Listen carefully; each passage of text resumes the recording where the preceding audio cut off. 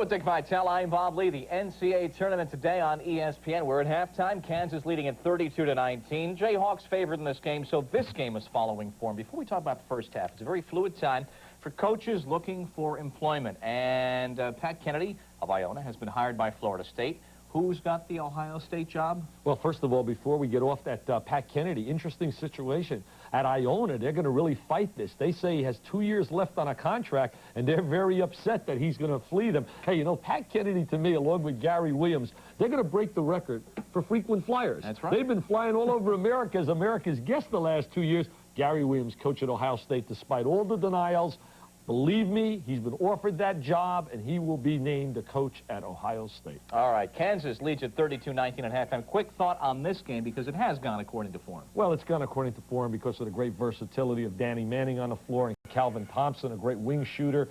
You look at this basketball team, I have a feeling that Manning has got to assert himself a little bit more offensively, especially if they expect to get out, Bob, because I believe the Midwest region is the toughest of the four regions, with the far west #2, southeast #3, and the east the weakest. Okay, if you've just joined us, Duke struggled against Mississippi Valley State. Temple wins in overtime today over Jacksonville. Georgia Tech, 15-point winner over Marist.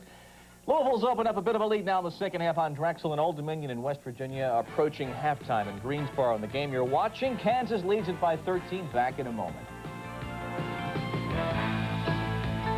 The first half of today's matchup in Dayton between the Kansas Jayhawks and the Aggies of North Carolina A&T has been brought to you by Dickies. They're America's favorite work clothes, but who says you have to work in them? And by the U.S. Armed Forces. It's a great place to start. Game, the NCAA Tournament today. I'm Bob Lee. We've got 5 live games today, 6 live games tomorrow. Let's get you caught up on the scoreboards where we stand right now. Old Dominion and West Virginia have gone to halftime. The Monarchs leading it by 3 points, 34-31. The winner of that game takes on Duke. It didn't come easy today for the Blue Devils against the Delta Devils of Mississippi Valley State. This was almost the all-time great upset in modern times in the NCAA Tournament, 85-78 and tight down the stretch. Louisville and Drexel now into the second half. The Cards leading it by 9 points over the Dragons of Drexel, who have played exceptionally well to this point. And Georgia Tech today against Marist, and they had their problems pulling away because Marist, with a foreign-dominated, very tall lineup, did give Georgia Tech some problems. 7'3" in center Rick Smith from Eindhoven in the Netherlands slams one home. He had 14 in the first half. But Mark Price had a nice game for Georgia Tech. Craig Neal here will penetrate and then kick it back out to Price, who buries the J, and Georgia Tech by 5 at halftime in this game. The Red Fox had an early surge in the second half. Turnover here, Drafton Davis to Miroslav Pecharski with the slam. And Marist grabs the lead. Bobby Krement's team is trailing Marist, and it really hurt Marist today. Rick Smith, their 7'3" center, fouled out with 10 minutes to go, and so he fouled out with 22 points in 30 minutes of action. After that, it was all Tech. Price from downtown. Tech builds a 10-point lead. Price off the stationary jumper, and Mark Price on the break. He didn't do well in our balloting on the 900 numbers last weekend, making for it right there with an assist to John Sally. 68-53 final score. So Georgia Tech with a win. Also today, Jacksonville, a win today in overtime. That's the score over Temple, 61-50. And so I should say Temple over Jacksonville. Temple the winner. Temple plays the winner of the Kansas-North Carolina A&T game, and that game's at halftime. A 13-point lead for Larry Brown's team. We'll be getting back to Dayton. We'll be talking with Dick, and more things happening as we fill up the big board on the Great Wall of Hoop right after this.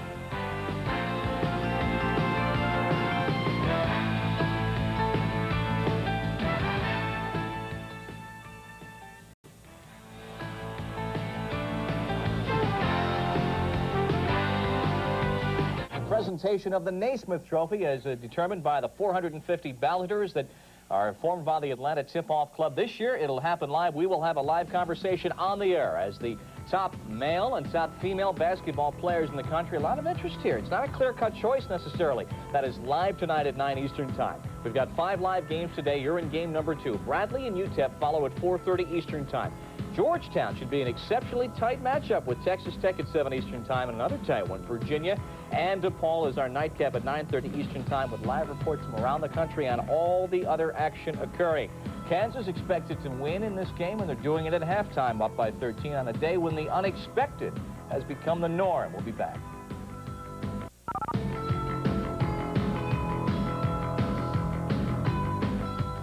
The Big A Championship Tournament at Kemper Arena, where, by the way, and you're going to get on your high horse about this one, that's where the Midwest Regional is if Kansas should get that far. Well, I don't think that's fair. I really said it time and time again. I don't think a national tournament like this should place a team like Kansas in that region, or, for example, Georgia Tech in the Southeast region, and on the preliminary rounds. I don't really believe with those preliminary rounds. Remember this, Bob, there's $32 million paid for TV rights for the NCAA. There's a lot of cash. So it's not just a matter that they got to do this to earn extra money by putting Syracuse, for example, at the Carrier Dome. I think that's a no-no. It's bad for the game. Everything's supposed to be equal, and it's not equal. Well, life isn't fair. If it is, let me know about it. Well, let me know about it. What happened to my hair? It's gone. What happened to my thick glasses? You got every... Dale Brown, hey, don't touch. Dale Brown said, if you want a neutral court, we'll play you on Saturday. Well, Dale Brown always has everything to say. He better win a game. He's at home right now. He hasn't won a game at home in a long time. No, I'm only kidding, Dale. He hasn't won a game in the NCAA the last 2 times out. Remember Navy last year? That's right. Navy blitzed them. Hey, I miss going to Baton Rouge. Phil's Seafood Place, the best. My man, Gus. Well, I love feeling you're not going to pay for the next meal. Defending champs and John Sanders. Well, it shows you where Curry is all over the court. Del Curry picks up his 3rd personal foul, working inside along the baseline, trying to stop the play of Presley. But the early lead, as Johnny Fort returns to the lineup, belongs to Villanova, 24-10. We have 9:46 left in the first half. This is John Sanders along with Jack Gibbons, and we welcome you to the Assembly Center at LSU in Baton Rouge. Well, with the problems that Virginia Tech has had so far in this ball game, to lose Curry with over 9.5 minutes to go in the first half, you can just imagine how bad it's going to get from here on. A 15-point Villanova lead. Beecher down low. That's blocked. Bobby gets it back in the lane, and he's fouled. This telecast is presented by the authority of the NCAA, and any use of this program without written consent is prohibited. The announcers for this program have been approved and contracted by NCAA Productions. Transportation arrangements provided through Fugazi International Travel, the official travel agency for the NCAA championships. That foul was on Mark Plansky, still not in a shooting situation. So it's Caesar and Fort out front right now, and Del Curry is on the bench. Curry on the bench with 1 basket, 2 points. Well, Villanova's been very active in this 2-3 zone. They've zoned this entire ball game so far, and there's another turnover. Williams wanted the shot, but he lost control of it up high in the air. Wilson to Jensen again. Yes. Well, that's been the story so far. He's 5 for 5 in this ball game. Most of them coming from right there in the corner. West. Villanova working on a route. If they win, they play Georgia Tech. That game would be Saturday. Let's return you now to our main game of interest with Kansas breezing against North Carolina A&T and Tom Hammond. So we continue with our wall-to-wall coverage. 5 live games today, 6 more tomorrow. I'm Bob Lee, our 7th consecutive year of live coverage of the NCAA basketball tournament. Kansas a winner today. Temple wins, and that sets up a Saturday matchup between Kansas, who has beaten NCAA, and Temple, which knocked off Jacksonville in overtime today, essentially doing it convincingly in the overtime. So, Dick, Kansas, Temple, that's a Saturday matchup. Well, a couple of years ago, remember the big upset when Temple beat, at the buzzer, Terrence Stansbury beat St. John's and ended their dream? The one thing about John Chaney's basketball teams, they really execute great on the defensive end. They played a great zone, so that means the perimeter shot's going to be very important. It'll be important for Calvin Thompson, who had a good day shooting the ball today, and Kellogg, you know, has had that problem with his foot, his Achilles, I believe it is. They're going to have his jump shot to be able to beat Temple. It's not going to be that easy, and they got that shot blocker now. It's a rejection city. He's number 2 in the nation. Tim Perry, I believe he's the most improved player, I said it earlier, in the nation. Took a little bit today for everything to get started for a number of teams, including the Louisville Cardinals, who struggled out of the gate against the very enthused Drexel Dragons today.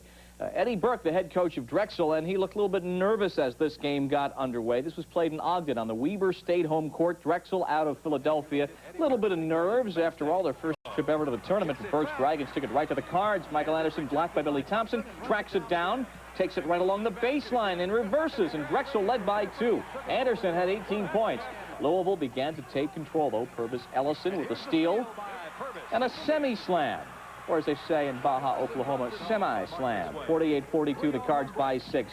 Cards tried to open it up. Kevin Walls to Billy Thompson, who had 22, but Drexel wouldn't fold. How many times have we seen that today? John Rankin on the inbounds play. The Dragons only down 7, but the Cards got a great game from Billy Thompson. Steals the cross court, and Jeff Hall lays it in on the day. Billy Thompson had 24 points and 10 rebounds. Louisville wins that game, 93-76. Other scores from around the tournament today. Edge of the seat time for Duke. Mississippi Valley State took him right to the edge. Allery had 19, Dawkins at 27. Duke advances. Also now in the East, Old Dominion late in the game leads against West Virginia. That is a 9-point advantage. Duke would play the winner. Looks like it's going to be ODU. Temple in overtime over Jacksonville. Tim Perry had 6 points in that extra session and a 11-point win, we should say, for Temple. Kansas just completed the victory over NCAA, so Temple will play Kansas on Saturday. Villanova and Virginia Tech have gone to halftime. The Wildcats are leading it by 12. And also Georgia Tech today was a winner over Marist. Took a little bit of time for them to get started. Georgia Tech behind 20 points from Mark Price, 68-53. Let's talk about Mark Price, Dick Vitale, because he didn't fare well in our 900 conference tournament central voting on the phones. And it was said during the game, if you can take him off the ball, Georgia Tech's a different ball club. Well, you got to take him away. I'll tell you this about the kid. He's really had a struggle against the clutch teams in the big games. He has not shot well. Remember, he had the disastrous shooting performance against Georgetown last year in the tournament. Had not shot well against Duke in a couple of big games. Well, a big game this year in North Carolina. They need Mark Price's jump shot. They need his ability to penetrate, and he has to have a big game. As far as the voting, we had Kenny Walker winning because all those Lexington fans went bananas and filled up their phones. And then we had Syracuse's Pearl Washington, and I can make a case for 10 guys over Pearl for Player of the Year. Pearl, as I said, when you guys were announcing those ballots, I said, hey, he is the Player of the Month, but certainly not the Player of the Year, because there are a lot of guys, Bob, that really have had a better year from the opening gate to the end than Pearl Washington. Player of the Year tonight, as voted by the people, and you're among them that vote for the Atlanta Tip-Off Club's Naismith Award. The live presentation tonight at 9 Eastern time. And it's going to be, there is no clear-cut choice. Yeah, it's going to be interesting. The fact that, you know, Walter Berry, I don't believe, was among the 10 finalists in that balloting, so it's a very subjective opinion. We'll see who gets that prestigious award tonight at 9 Eastern time. We're standing by for Bradley. The Braves out of the Missouri Valley Conference, 31 wins, 2 losses. It's been said none of their victims are currently in the top 20. How good are they? They go up against Juden Smith and Jeep Jackson and the UTEP Miners in just a moment. Now, the 1986 NCAA Basketball Championship continues live from Ogden, Utah, next on ESPN. Destination, the Western Regional. The winner plays Louisville. Frank Fallon and Bob Ortigal on the call. Gentlemen.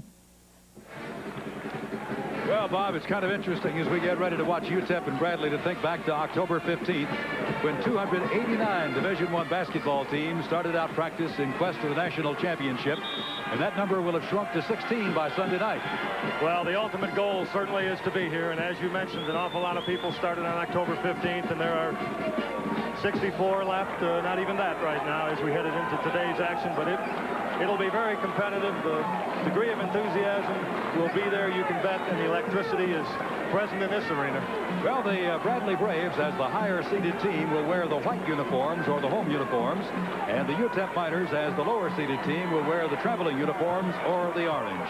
Mike Williams and Dave Feidel. And although Feidel gets the tip, Hersey Hawkins winds up with the basketball and gives it immediately to Jim Letts. And it's interesting to see UTEP with a zone to start out the ball game.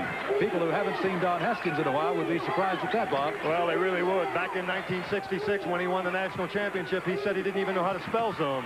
Hersey Hawkins dumps it inside, and the first shot of the day is missed. And the Miners come up with a rebound, and they run in a hurry. This is Juden Smith with a reverse layup and 2 points. And he's fouled on the floor. Boy, it didn't take the Miners long to get down the floor, and Juden Smith is fouled, I believe, by Hersey Hawkins. And you saw some excellent offensive pressure. We were talking about offensive pressure from Bradley. Look at this from UTEP. Juden Smith with a fantastic move underneath the reverse layup, gets it down and draws the foul, too. So Smith, a 6'6" senior out of New Orleans, will try to complete a three-point play in the game's opening moments. A very unusual stance at the free throw line, Frank. His feet very wide apart. But effective. The foul, incidentally, was on Hersey Hawkins, his first. So UTEP grabs a quick 3-0 lead. This is Jim Less. This is Hersey Hawkins. Two great backcourt combinations here today. UTEP in that zone. Jim Les, the alley-oop to Mike Williams. Oh, the big guy got it. 6 feet 8, 255 pounds. Massive Mike Williams on the alley-oop. Les is very good at that.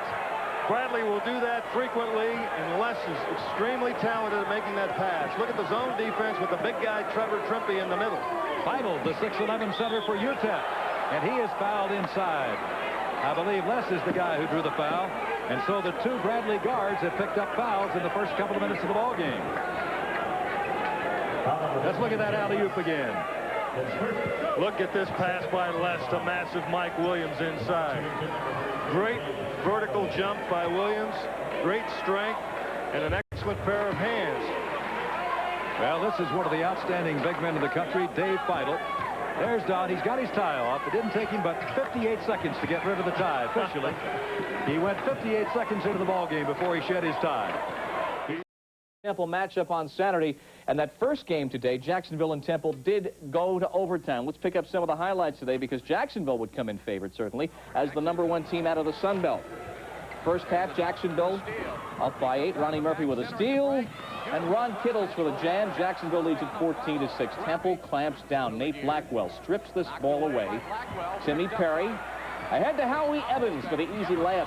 Jacksonville leads only 1 point into the second half. Now Otis Smith's driving and then feeds to the other half of bad company. Ronnie Murphy, Jacksonville up 3.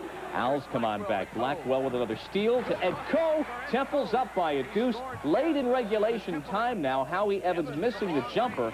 But Coe puts the turnaround number off the glass. Temple up by a deuce. We went to overtime, tied at 43, and then center Tim Perry took over. Missed the jumper. Temple goes to town as the rebound is put through. So the 61-50 final score, Temple over Jacksonville. And the second game that we brought you live in its entirety, Kansas with a win over NCAA. Danny Manning had 15 points in that game as the Jayhawks now move to 32-3 on the season. So that's what's happened this afternoon in the Midwest. We will check what's been going on today in the East. We almost had a major story with Mississippi Valley State. That's next up as we're at halftime.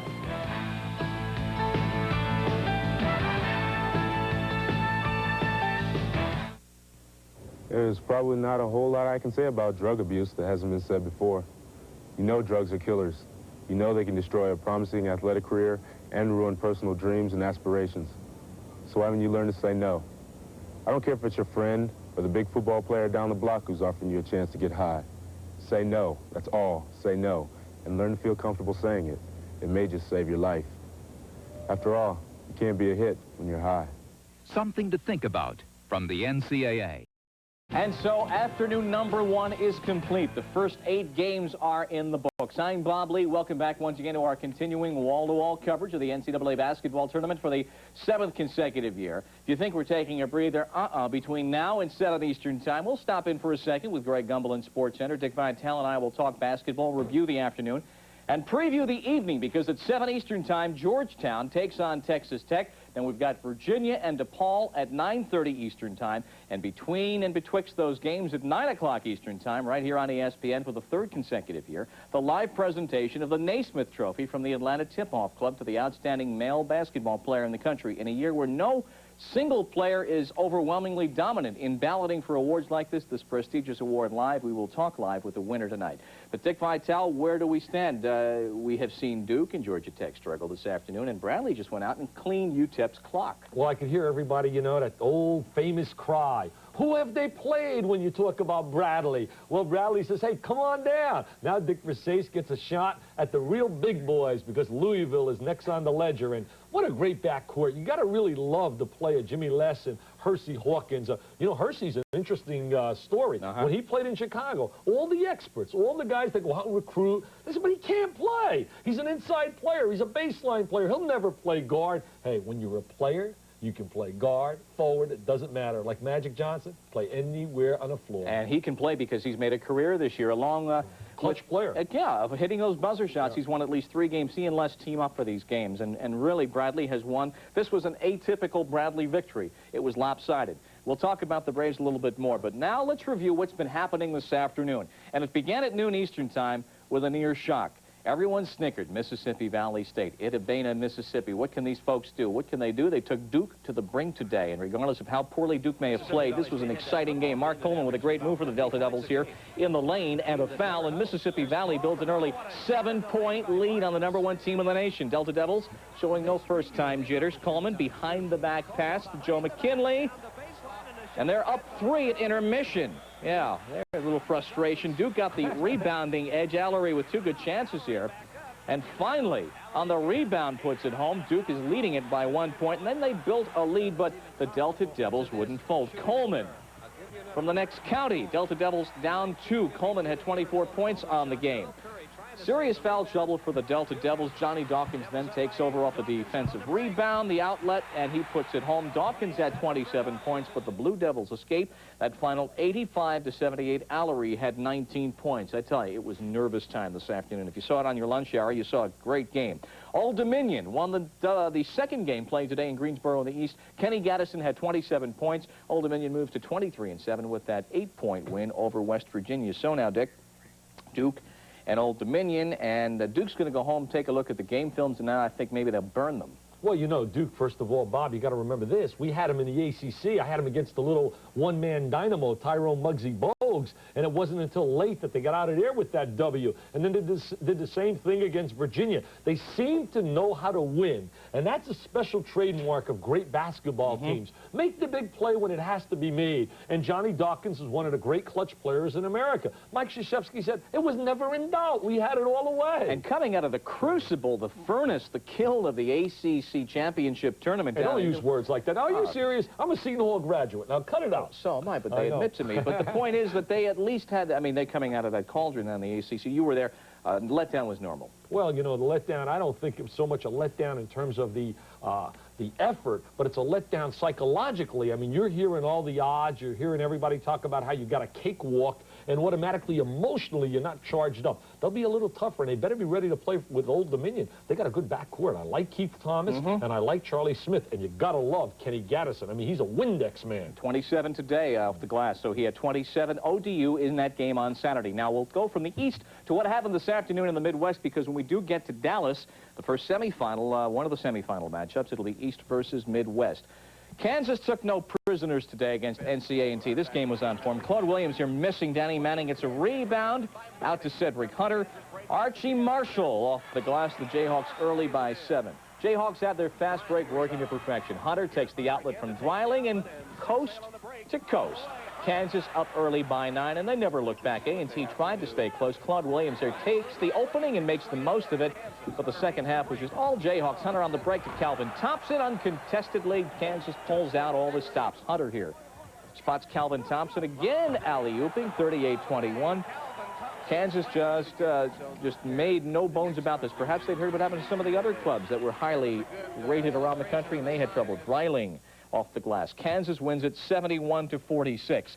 Now, the other half of that regional doubleheader in the afternoon in Dayton goes to Temple in overtime, 61-50. Sophomore Tim Perry had 6 points in the overtime, and you're sitting here during the overtime telling me this kid is the most improved in the nation, and he proved you to be a prophet. He was really a dominant player late in the game. Tough loss for Bobby Wenzel and his basketball team with Jacksonville. They got the great player Otis Smith, who's certainly unheralded. And now the question is, will Bobby Wenzel remain at Jacksonville? His name is being tossed around with many of these jobs across America. And as I said earlier, he played for Bill Foster, who is rumored to be and would be a great choice for Wichita State. Okay, so let's plug him into the big board as I get my weapon ready. It serves two purposes. Remember that this week. In the East, we have seen Duke defeat Mississippi Valley State. Boy, it was not a breather. And ODU beat West Virginia. That is a Saturday matchup. That'll be played in the East. Tonight, our 9:30 game is Virginia taking on DePaul. We'll be checking in for live reports on the Oklahoma Northeastern game. Hey, this team, Oklahoma, is on a downtick. Reggie Lewis and the crowd just might be primed for the upset. So we've played two with 2 more to go in the East. That's our 9:30 game. Now, in the Midwestern half of the bracketing, Kansas, as we told you, with the victory over NCAA, and so Jacksonville losing to Temple. This is a Saturday matchup that will happen in the Midwest. Our 7 o'clock game from the Midwest, Michigan, I should say Georgetown takes on Texas Tech. That's 7 Eastern time. We'll be checking in during the latter part of the evening with Michigan State taking on Washington. So as we begin to set the matchups, As we get towards what the games will be Saturday, the big board, the Great Wall of Hoop, begins to fill up. So we're halfway through our review of the afternoon. We've got a live game at the top of the hour. We'll also hear from Sports Centers, so stay with us.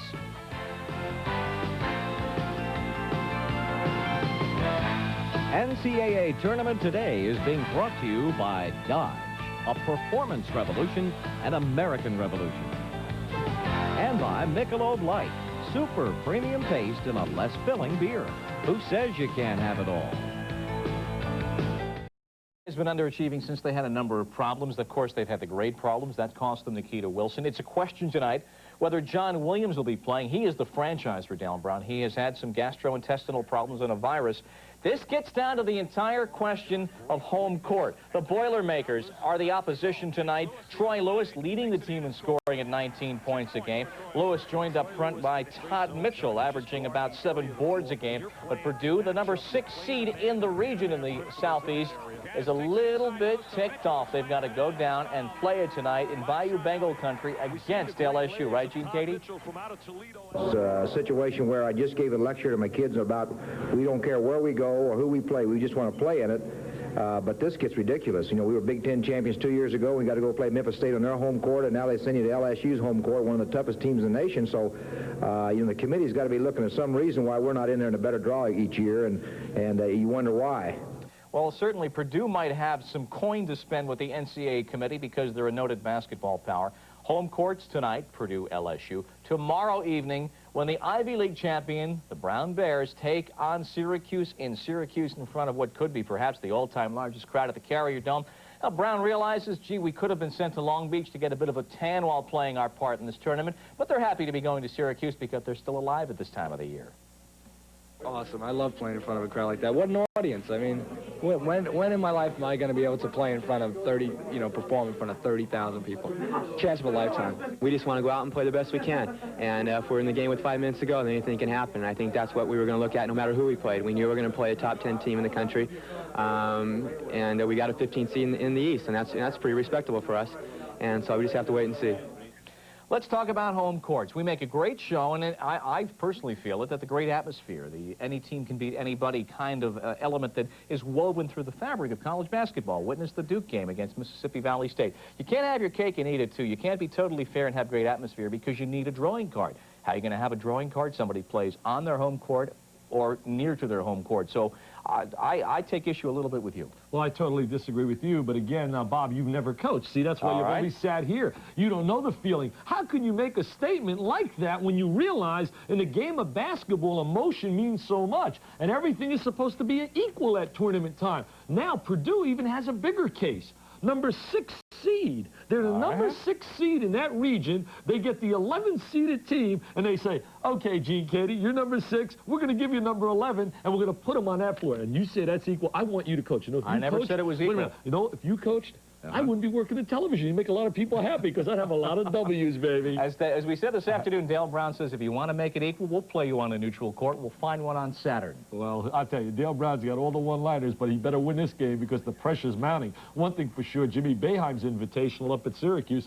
he'll post the W. Mike Singeiser will have those guys fired up. They'll play with a lot of intensity. They got an all-Einstein player named Turner. He's going to make my all-Einstein team. Hey, Mike Singeiser. Who's drawing that team up for you, by the way? Huh? Who's going to draw that team up for you, by the way? Well, I'll tell you what. I'm going to go out and research it, and I'm going to find me 5 geniuses to put on a team. But I'll tell you one thing, Bob. No way can you tell me that it's fair that Syracuse plays up at the Carrier Dome, that LSU plays in Baton Rouge, and I'm not going to say it again until tomorrow night. I promise I will not say it again until tomorrow night. I never said it was fair. We have recapped what has happened so far this afternoon and some of the major issues overlying the tournament. We've got Georgetown coming in about 4 minutes at the top of the hour with the music by The Call, the song I Still Believe. Let's look back at the afternoon. I still believe through the cold and through the heat, through the rain and through the tears, through the crowd.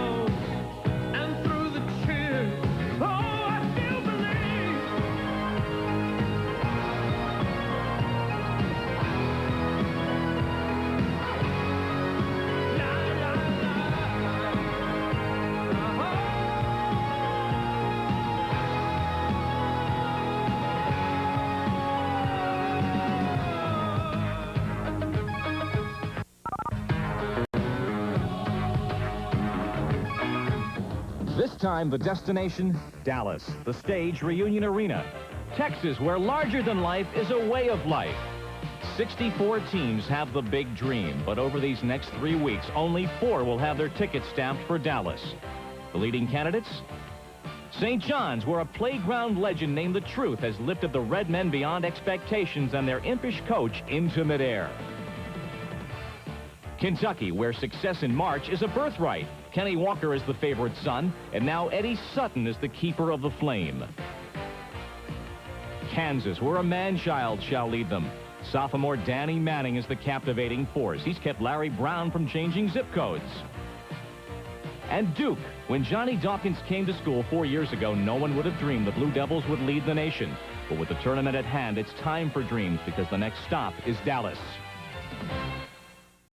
NCAA guide what it's all about in college athletics. These kids are both athletes and students. And this is the time you really need to hear things like that. Some of the stories we've been hearing this year. Congratulations. Look at the numbers for Johnny Dawkins, who is standing by live now in Greensboro with our own Bill Raftery. Bill, that's certainly a proud moment for Johnny. Well, he's a smiley Johnny Dawkins, and of course, on behalf of ESPN, we're delighted for you, and of course, Duke University. Thank you. I think it's a great honor to be the recipient of such a prestigious award. Naismith being the inventor of basketball, and it's just unbelievable that I would have a chance to win an award like that in my lifetime, and I'm just very appreciative of it. Before Dick Vitale says something, next year you're going to be playing in the NBA. You got to smile like Magic Johnson. Oh no! I told you next year I'm gonna give an intense look. Then the player that's on the court with a serious look, a Patrick Ewing type of player at the guard spot. Maybe that'll bring a little more attention to myself. Well, of course, today you almost stubbed your toe. Several times. Those guys are so quick for Mississippi Valley. I give them a lot of credit. They played well and they really pressed us. And we didn't know what to expect, but we do now. It's going to be a tough tournament. Every team that's in it is capable of winning it. One of the guys' records, Dick Grote, the great Pittsburgh Pirate, he's bald now. At least you have a little more hair. He thinks you're the greatest, and for him to say that, it's quite a tribute. Oh, yes. It's a big honor for Mr. Grote to say that about me, because, as you know, he's from Duke, and he had his jersey retired, and mine just was retired this year. So, it's a very elite group at Duke that they retired jerseys. So anything he has to say positive about me, I have to take it in good faith, and I really appreciate it. All right, John, we're going to hear one from Bob Lee, if you'll pay heed.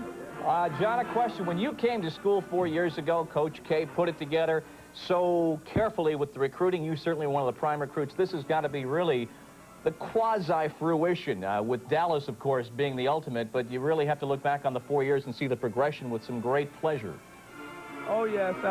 We came here that freshman year and, went 11 and 17, and it was a very emotional year for us because, a number of the guys that come from winning programs in high school, and to up and lose 17 ball games, which is probably the most I've ever lost in my career in high school, was a downer for us. And we had to wonder about what was happening. And next year, Coach worked with us, and all the man-to-man drills we did in practice and all the hard work we put in that freshman year really began to pay off our sophomore year and junior year. And this year has just been unbelievable. You can see the progress. Johnny, this is Dick Vitale. It's really, first of all, congratulations on a great award. I'm going to be there at the Naismith banquet. I got all my adjectives ready to describe you when I speak down here. But I want to say this. What did you really feel in your heart? Like, did you really, when you came to Duke, dream about maybe getting such a prestigious award and honor? Well, being that you're a guard, I never really dreamed about this type of honor, because I think it's rarely given out to a guard. So, it's been unbelievable for me. I found out like yesterday, and just all day I was just wondering, I just thank God for something like that, because to put me on a team that is playing well and to put me in a position where I can be, selected as one of the best players in the country, if not the best player in the country, that's an honor that, you can't surmount in college, and I'm just happy to have it. John, one quick question, we're going to let you go. Billy? Dick's got a quick question. Billy, one quick one. This has always bothered me. How did you ever get away from John Thompson and Georgetown and go to Duke? That's a trick question. But no, Coach Thompson, I really like him. I love his program. But it was good for me to get away from home. You have so many distractions when you're at home, and my parents advised me that it would be better if I was to hit the road maybe and go down the road somewhere they could come to the games, but yet far enough away from home that you can mature as an individual and grow as a person. So that's what I decided to do. Well, Johnny's seen the program turn around down here at Duke, and he's seen Coach Krzyzewski become Coach Krzyzewski in 4 years as well. Dick and Bob. I still believe I still believe through the cold. Basketball, any basketball player's dream is to someday get to college and to win a national championship. If you work hard and you do the things the right way, you have good people, then one never knows what's going to happen. And tonight it starts all over again. We are in the West Region in Ogden, Utah, as NCAA hopefuls have come to the D Event Center to see if they can be this year's Villanova. A new champion will be crowned in Dallas, and along the way, we'll learn how dreams are born. Every college player should work for this. Work hard, and this will be the result.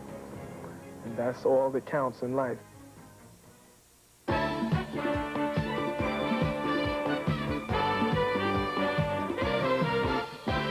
Really bad ankle injury for the Purdue center. Late now in the first half, Everett Stevens and Todd Mitchell team up on a backdoor play. Mitchell at 15. LSU, though, leads by 4 at the intermission. Into the second half now. Anthony Wilson filled it up from all over the court. Bingo from the corner. LSU in their visiting unis on their home floor. Purdue trailing too late. Stevens air ball saved by Mitchell. Jeff Arnold converts it. 69 apiece. We go on to overtime. So Purdue tied the game. After the first OT, we're tied at 73. And then Wilson gets the outlet in the second overtime and goes to town. Anthony Wilson. LSU got the first 10 points in the second overtime, when the Tigers win it 94-87. They will be taking on Memphis State in the second round of the tournament on Saturday. Bob, you mentioned that I mentioned about the home court advantage. Curry Kirkpatrick, an outstanding writer, if you take Sports Illustrated this week, he does the same thing. And I really believe, as I've harped on this, I think we're going to see a change about this, because we keep hearing about the dollars and the empty seats. Everything's the cash register, ding-ding-a-ling. What about the $32 million I talked about that they get from television? Why do they need any more bucks? I mean, really, I got a plan that I'm going to propose before the night's over. Oh, boy. That's going to blow your mind. Oh, boy. It's going to be called the Vital Plan, all right. And it has to do with dollars that are creating a monster and creating insanity in college athletics, with coaches being fired, the whole bit. And I have that plan. I want to put it together, work a little bit more, and we're going to reveal it here tonight. I'm all to Twitter. Can't wait. North Carolina was playing. It was not Utah's home court. It was in the state of Utah, and they love their ball in the Beehive State in Weber State Country in Ogden at the D Event Center. Kenny Smith to Brad Daugherty, and Carolina builds an 8-point lead last night. The guards kept them in it. Utah's guards up to Manuel Hendricks, recovers, moves in on Kenny Smith, and Utah's only down by a deuce. They then went on a 16-6 run. Jerry Stroman playing with a Bruce Sternum the steal, and a 4-point Utah Utes lead. But you don't want to get Carolina mad. When you get Brad Daugherty mad, he gets it into overdrive. He had 16 before halftime. Carolina led by 1 at intermission. For the Utes in the second half, Mitch Smith to Stroman, who had 19 points. Carolina, though, then put it away. Steve Hale to Daugherty, and a foul. Brad had 27 last night, and the icing on the cake, Kenny Smith, who had a solid game, takes it in himself. He had 14 points, 84-72. Carolina over Utah. Utah, a team I know that a lot of folks overlooked when we were putting together our sample tournament fields, but they got there even though they were knocked out early in the WAC tournament. You mentioned a very key word, and I really think that word affects North Carolina. You mentioned they got a little mad. Yeah. You can't get them mad? Well, that's the one problem I really believe, other than the injury factor. They were a little calm and they were a little cool. They got to get a little emotional and get a little angry, because a lot of the people out there, Bob, are saying they're overrated, that they have a lot of media superstars, kids that are really blown out of proportion about their high school backgrounds. And if they're listening, I've picked North Carolina. Come on, Dean, get those guys fired up. Make me look good. And I know that's tough. That certainly is. We're going to endeavor between now and 11:30 Eastern Time. Right now, remember, this has 2 uses, so watch yourself today. We're going back to the board. Review what's happened and what will be happening today. Again, your winners yesterday, and they'll play on Saturday. Duke and Old Dominion play Saturday in the East. DePaul and Oklahoma, they shall meet as well in the East. What's happened so far today? St. Joe's favored, had a struggle against Richmond. We caught that conclusion live from Syracuse. At 2:30 Eastern Time, Indiana, the home office of defense, plays Cleveland State. The home office of offense, the game's at the Carrier Dome. The winner plays St. Joe's. Tonight at 7 Eastern Time, Navy takes on Tulsa. This game is in Syracuse. We'll have live reports on the nightcap.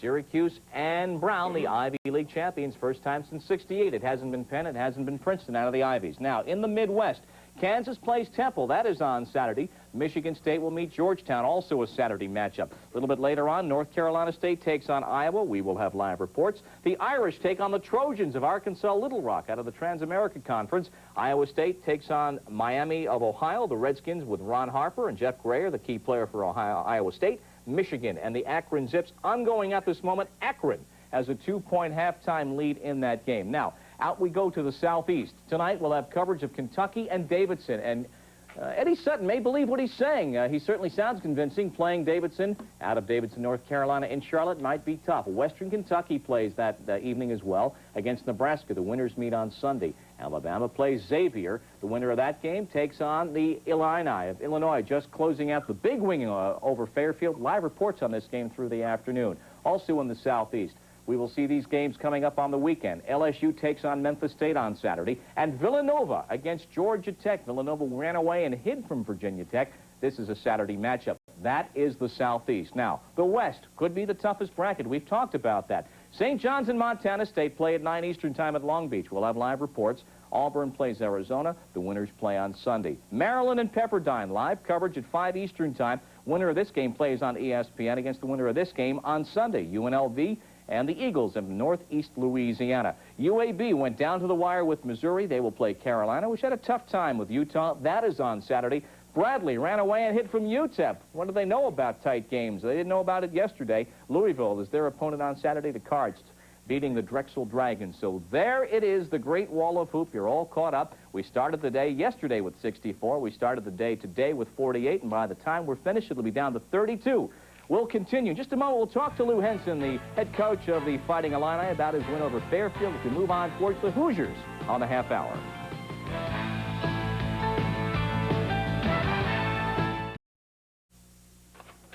Indiana and Cleveland State. Thank you very much. That's at the top of the air. You can go to your left pretty well. I don't know, the volume of material is overwhelming at times. That is about 15 minutes away. Cleveland State, the Vikings. They had to really make a lot of noise out of the Mid-Continent Conference to get an at-large bid, and they won their 26-27 games. Clinton Ramsey will pull down a rebound in the near corner here and do something with it. Kelvin's brother. One of the many players that Cleveland State features. They also have Kenny the Mouse McFadden, the penetrating guard. Kevin Mackey says, we are deep, and maybe that will help us today. We beat you more 10-on-5. I don't know if we can beat anyone 5-on-5. That's half decent, but 10-on-5, it's been very effective for us, and we have a lot of guys that were overlooked for one reason or the other, and they're hungry, and when they don't work hard enough, I throw that in their face that no one wanted you. That's why you're here with me, and maybe together we can get something done, and the kids have been terrific. Vikings of Cleveland State, you get the feeling listening to Kevin talk, it's kind of like basketball's version of F-Troop. Well, you know, you talk about Kevin, I like that line. You talk about Kevin, he was an assistant coach to Tom Davis at Boston College, as you can tell with his accent there. But he's done a good job in getting these kids, again, very similar to, maybe we'll call him Father Flanagan Jr. But he's got some kids, like you mentioned, Mouse McFadden. He never played high school basketball. He's from AAU basketball fame in New York City.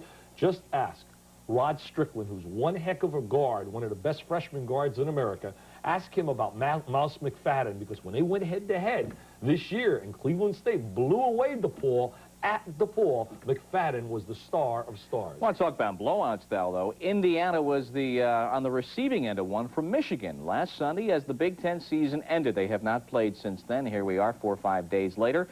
Which IU team are we going to see? I'll tell you this, Bob. I think Bob Knight, behind Judd Heathcote, had to be the second-best coaching job in the Big Ten this year, because he doesn't have the great post player inside. Andre Harris blocked some shots, came out of JC, but he's not a dominant player. They're getting a good player next year for the post by the name of Dean Garrett from out of junior college in California. But I think he's done a great job having that team overachieve. Steve Alford, to me, is just a great, great player. He's a pure shooter, and he's a player because he doesn't have the great speed. He doesn't have all the ultra quickness, but he moves well without the ball, which is a lost art in basketball. He knows how to utilize screens, and he's a very heady player. Plus, he's a pure shooter, and he's perfect for the Bob Knight. championship, but they've got Len Bias, and there isn't anybody around who doesn't know about this fella by now. Bias is one of the great pure talents in basketball, probably the best pure talent in America. Jeff Baxter out of the backcourt as well. Lefty Drizel, the head coach, looking ahead towards this game, weighing the effects of the tournament on his team. We're playing right now as well as anybody in the country, and like I told our players, the only thing that I'm interested in right now is beating Pepperdine, and I don't care who. I don't even want to know who we play after that, and I don't want them to know. And we're playing Pepperdine for the national championship as far as. Welch had 20 points on the game, 16 in the first half, and the Illini had their aggressive defense, forcing turnovers. Bruce Douglas, that's his forte, with the steals and the coast-to-coast layup. 12-point halftime lead for Illinois. The Stags cut that lead early in the second half. Jeff Ramos will draw the foul. Fairfield knocks it down to a 6-point deficit, but a 17-6 spurt for the Illini. Ken Norman, his favorite turnaround spot, and a foul there, and a 20-point advantage. Bruce Douglas to Tony Weisinger, ever so sweet on the assists. 12 points for Weisinger. Illinois advancing with that 75-51 win. They play the winner of Alabama and Xavier. That game starts momentarily, and we'll have live reports on that one through the afternoon as well. Richmond and St. Joe's went down to the last seconds at the Carrier Dome in Syracuse. The Spiders, well, the 11th seed and the lowest seeded team. Where's the Dark Unis? Steal there. Greg Beckwith of the Spiders with the anticipation. And the Spiders are up by 2. St. Joe's came back to take the lead. Rodney Blake in the paint. And the move in the J, and a 2-point St. Joe's lead, but the Spiders were equal. Rodney Rice to Johnny Newman. Newman, who set all sorts of scoring records at Richmond, were tied again.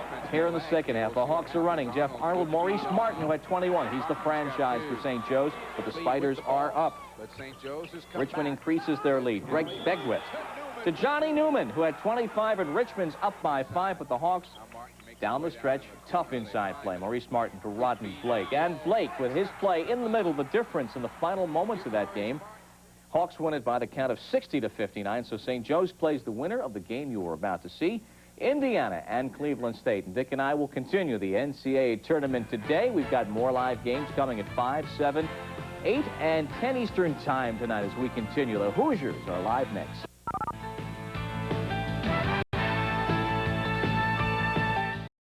We'll get further updates from Long Beach, but at the Carrier Dome, the Vikings have the ball in Syracuse and a 5-point lead, and we've got Ralph Hacker and Dan Bonner to explain what's going on there, guys. Cleveland State playing the socks up of Indiana. They lead by 5 as they miss on the inside. Indiana has not been able to go back to the front since we had a 22-22 ball game. Cleveland State has done nearly everything right as they draw the foul there on Paul Stewart. Cleveland State has played exactly that kind of scrappy game. Indiana has to be very careful when they come down with the rebound because Cleveland State is not willing to concede. That particular time it was a foul, but since Cleveland State plays 10, 11 guys, they can afford some fouls. Steve Alford starting to assert himself a moment ago as he came up with his 8th point. But at the line is Darrell Thomas. Free throws is something Indiana has not shot well today. One shot, one.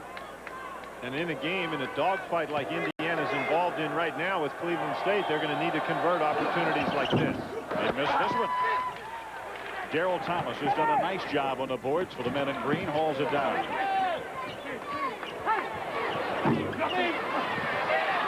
Indiana State has just come up, or Cleveland State, I should say, has just come up with their 10th rebound. Indiana has 11.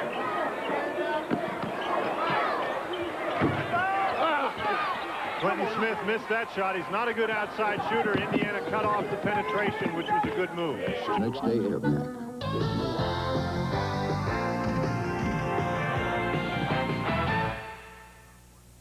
We continue along with Dick Vitale. I'm Bob Lee. We warned you going in. We were talking about this game yesterday. Cleveland State likes to run, likes to score. They are 10 players deep, and they are leading Indiana 45-41. To get you caught up, that is the game in the East. The game on the Southeast is at halftime. Alabama has a 6-point lead on Xavier. We brought you down the final minutes of that first half. Also beginning shortly to be Iowa State taking on Miami of Ohio. That's in the Midwest. And UNLV has taken a halftime lead of 10 points, and it took a while for the Runnin' Reds to get started, but they lead Northeast Louisiana a 10-point lead over the Indians at 31-21. But the game at hand. If the walls had ears in the Indiana locker room, there'd be a lecture going on right now. I would love to be in there to listen to the general really at his best with his best oratory. But the real story of the first half is, number one, the tremendous athletic ability of guys like Clinton Smith and Clinton Ramsey. They're just great 6'5", 6'6" athletes, Bob. I love those kind of players. They make things happen on the floor. Mousy McFadden handles the basketball well. He creates a lot of what we call the up-tempo game. Right now, the tempo definitely is the way Kevin Mackey likes to play. But I still believe that Steve Alford's going to break out. He started off shooting poorly, but he will break out of it and have a big day. Before it's over, you're looking at, I said, 25 to 30. Put it down, it will happen. I'll write it down, 30 points for Alford. I'll see you in about 45 minutes when the game is over, because the Vikings lead it by 4. We'll be getting live reports from around the country. Our game at 5 o'clock, Maryland takes on Pepperdine. At 7 o'clock Eastern Time, Navy and Tulsa. We've got 6 live games today. You're in game number 2, and it's at halftime. UNLV is comfortably leading its game, but Cleveland State, the big upset. Here's Ralph Hacker. Cleveland State continues to lead from here in Syracuse, 69-63. This is Ralph Hacker along with Dan Bonner. It's been an exciting game for Cleveland State fans as we just got the second goaltending call of the day on Indiana, and it makes it 71-63 Cleveland State. Andre Harris giving you a sample of his great jumping ability, but now watch the Indiana defense. There's 3 guys right around Eric Mudd. He did well to get the ball up on the board, and then Harris goaltended it. Indiana starts a run, and Cleveland State answers back, as you just see. Andre Harris. Get a look here, see what kind of a situation the spread creates. Now, when Ramsey catches the ball, as he penetrates to the basket, there's a wide crease. Nobody there to help out. It's not until Isle comes over when Ramsey's actually shooting the ball, and that's what Cleveland State's trying to create, those creases. Now they face the Indiana all-court press. They got to get it across half court. They have a 10-second violation. They just made it. Bryant, 57 seconds on the game clock. 81-73. The foul. Nope, no foul on the line, on the sideline by Ramsey. Cleveland State has been dishing it out all day with the pressing defense. Now we're going to have to see if they can take it. Not a very good decision by Bryant to give the ball to Ramsey in that situation. He dribbled the ball out of bounds. To the hoop, Indiana. Steve comes up with his basket. Isle comes up with his first 2. It's a tough situation for Isle. It looked like he was a little hesitant. You could hear his Indiana teammates yelling, "Come on, Steve." He took it very hard to the basket. That's Indiana's last timeout. Bobby Knight standing there thinking about this one after Alford has just dished off a beautiful pass. Alford has been penetrating and dishing off nicely all day. Now there Isle, he catches the ball for a moment, he hesitates, but then takes it very strong to the basket. Steve Isle out of Hamilton, Ohio, a 6'6", 205-pound sophomore, averages 1.5 points a ball game.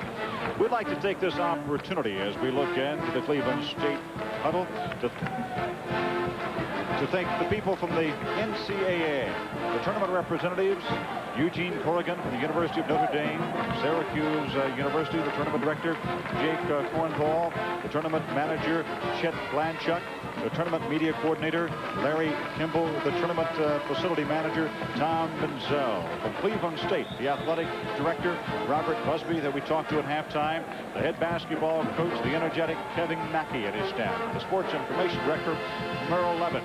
And from Indiana University, of course, Ralph Floyd that you saw at halftime. The head basketball coach, Bob Knight, and his staff. Sports information director, Kit Klingenhofer. Transportation arrangements have been made through Fugazi International Travel, the official travel agency for the NCAA championships. Indiana 30-56 for the ball game.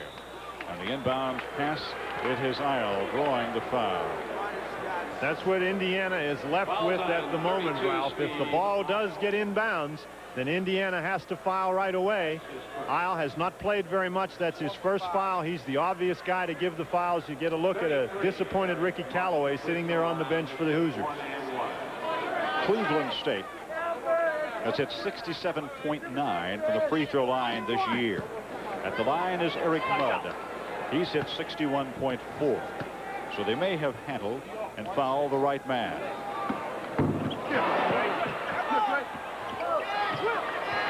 They did. 37 seconds to go. Alford closes it by 2. Alford gets 22. Indiana does not have any timeouts. Mudd does a nice job getting rid of the ball.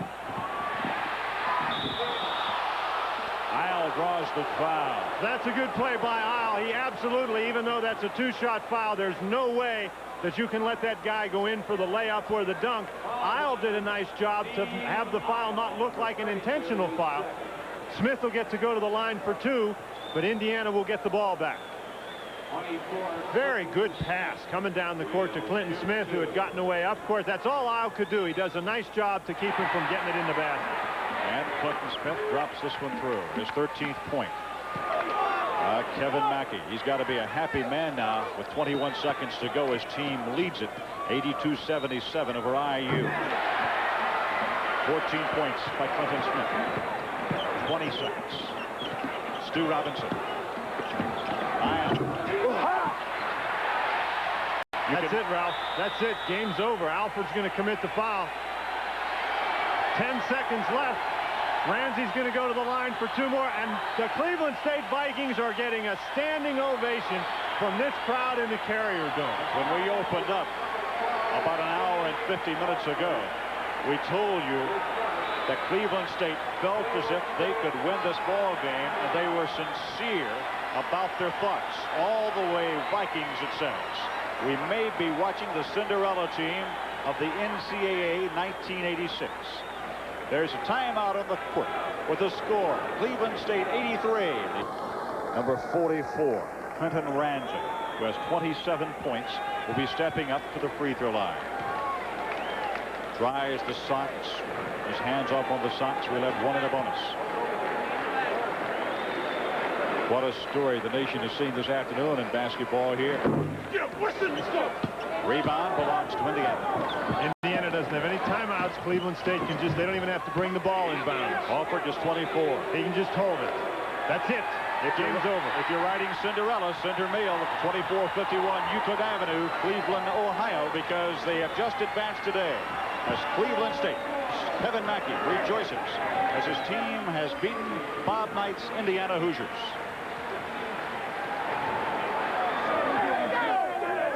The final score is Cleveland State 83, Indiana 79.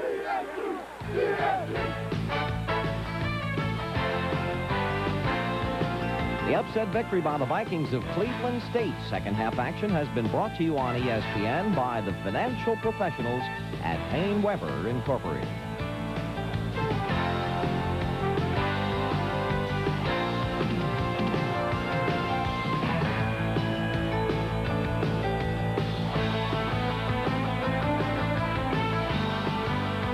Well, Destination Dallas does have some twists and turns out that F Troop can beat IBM. You just in front for the last 2 hours in front of your TV set seen a basketball program, Dick Vitale, come of age. Indiana beaten by Cleveland State. We talked about it coming in. Mouse McFadden and all the guys.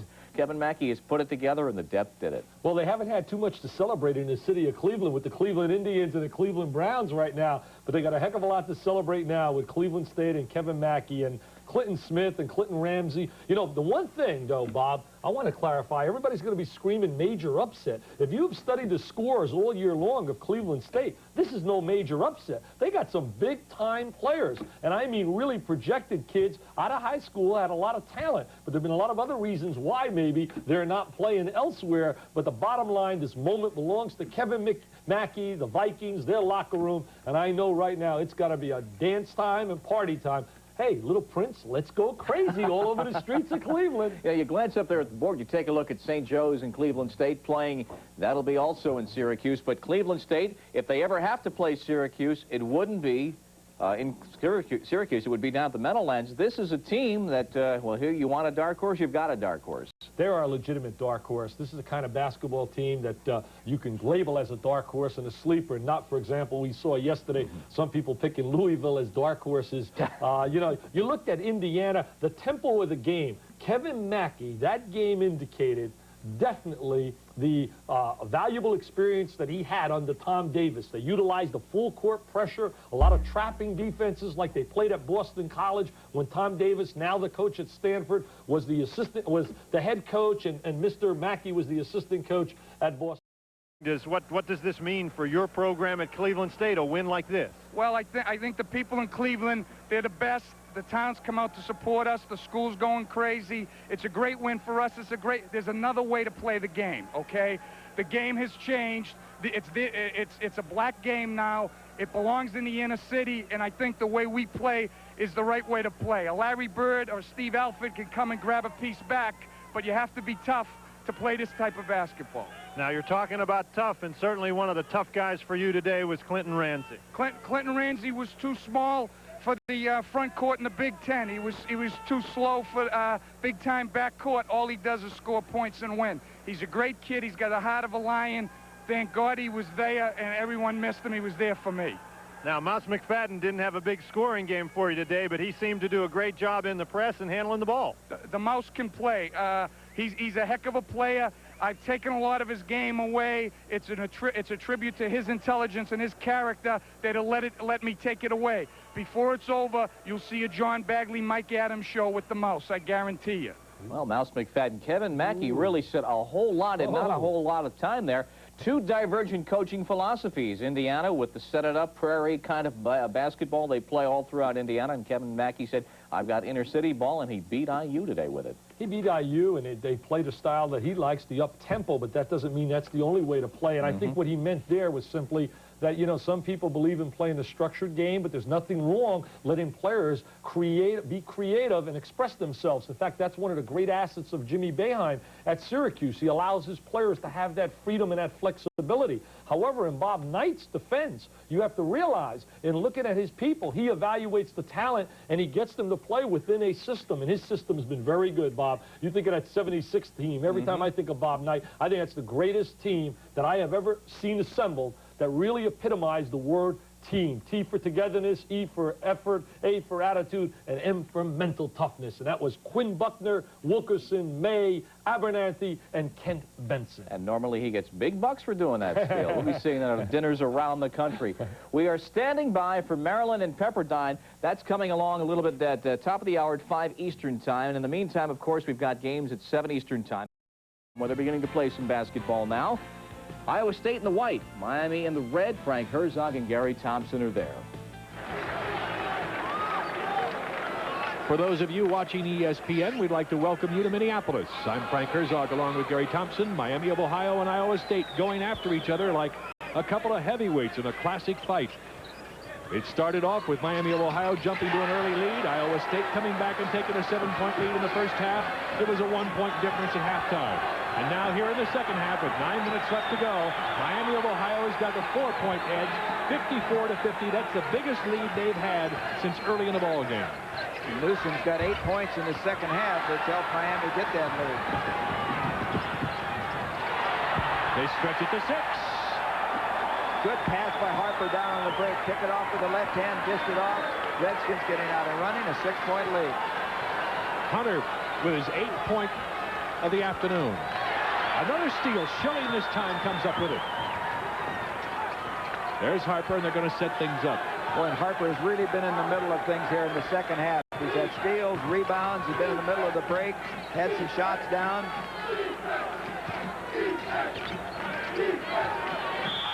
Oh, what a pretty shot. And a chance for a 3-point play. Look at Johnny Orr. What do you do to stop that kid? Ron Harper, the All-American, with a beautiful drive, his 15th point, and a chance to make it 16.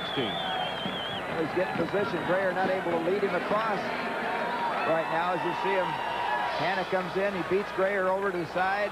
Comes up, gets it off the glass, just jumps right over everybody. Great leaper, has that ability, and he'll be at the line as we come back live for a 3-pointer. Harper Mr. Everything in the Mid-America Conference. Conference Player of the Year, leading scorer all time, and missed the free throw. Iowa State now trails by 8 points. Suddenly, Miami of Ohio has jumped out. Harper 4 out of 5 in the second half. He was only 2 for 11 in that first half, so he's getting on track, which we said is probably what would happen. You can't keep those great players down. Here's something Miami of Ohio has been doing all day long for you ESPN viewers who just joined us. Look how they crowd into the paint. There's 4 guys. Almost all 5 players are right there within that lane. Well, Iowa State runs a cutting offense like that and try to free him up inside, but they've been jamming it, as you said.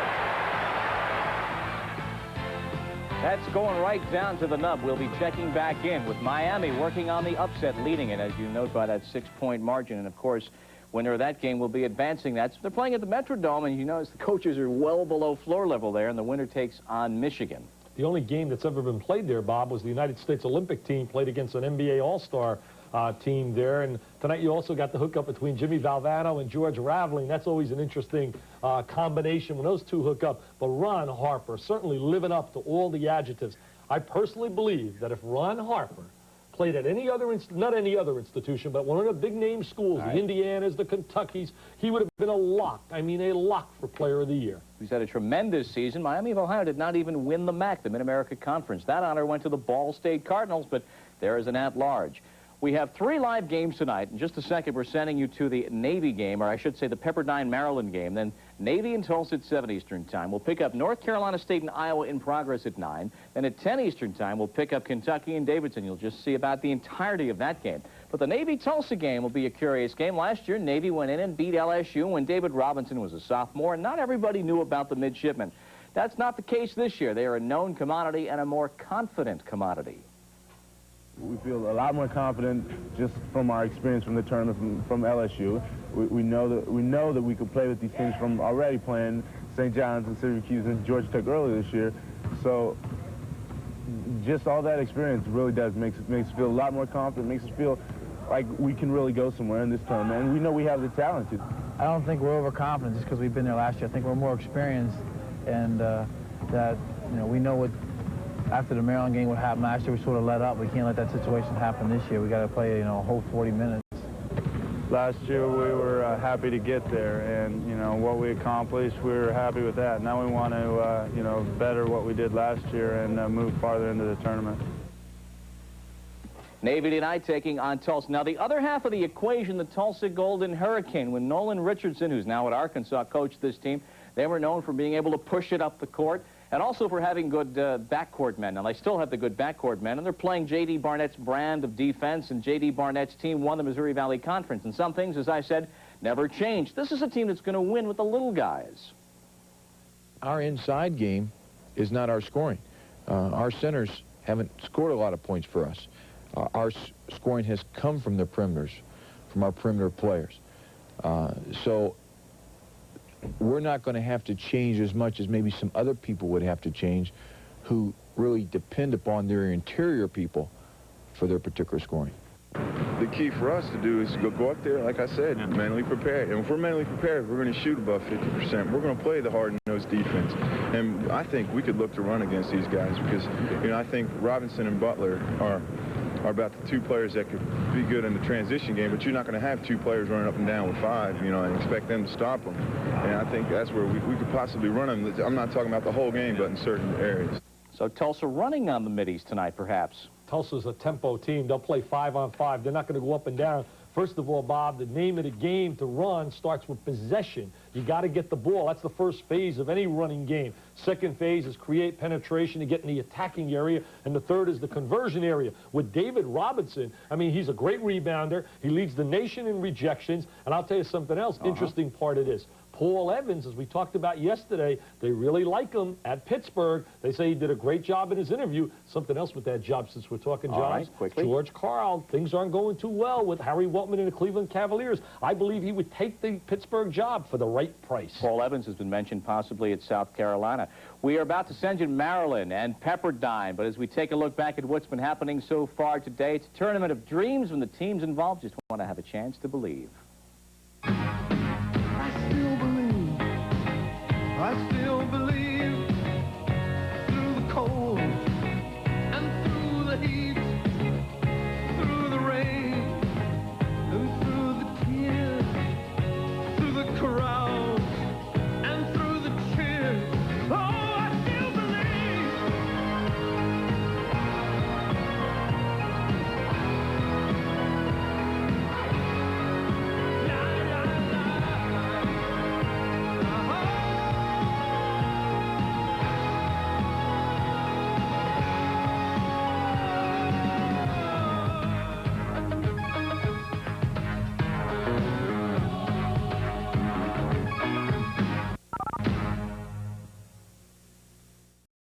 the game now.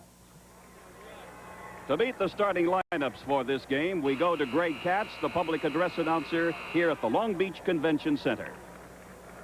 Good afternoon, ladies and gentlemen, and welcome to the Long Beach Arena for today's NCAA Tournament West Regional opening round game hosted by the Cal State University Long Beach 49ers. Today's game features the Pepperdine Waves and the Maryland Terrapins. And now introducing the starting lineups. At forward for Pepperdine, a senior 6'7" from Gardena, California, number 44, Anthony Frederick. At forward for Maryland, a sophomore, 6'7", from Temple Hills, Maryland, number 33, Derek Lewis. At forward for Pepperdine, a junior, 6'8", from San Francisco, California, number 34, Eric White. At forward for Maryland, a senior, 6'8", from Landover, Maryland, number 34, Len Bias. At center for Pepperdine, a sophomore, 6'7", from San Francisco, California, number 50, Levy Middlebrook. At center for Maryland, a junior, 6'8", from Glen Ellen, Virginia, number 32, Terry Long. At guard for Pepperdine, a senior, 6'5", from Los Angeles, California, number 32, Dwayne Coley.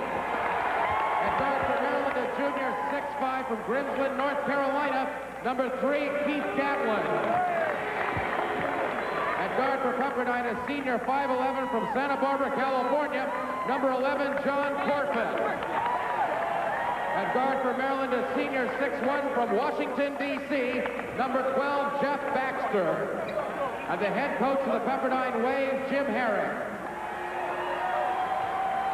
And the head coach of the Maryland Terrapins, Lefty Drizel.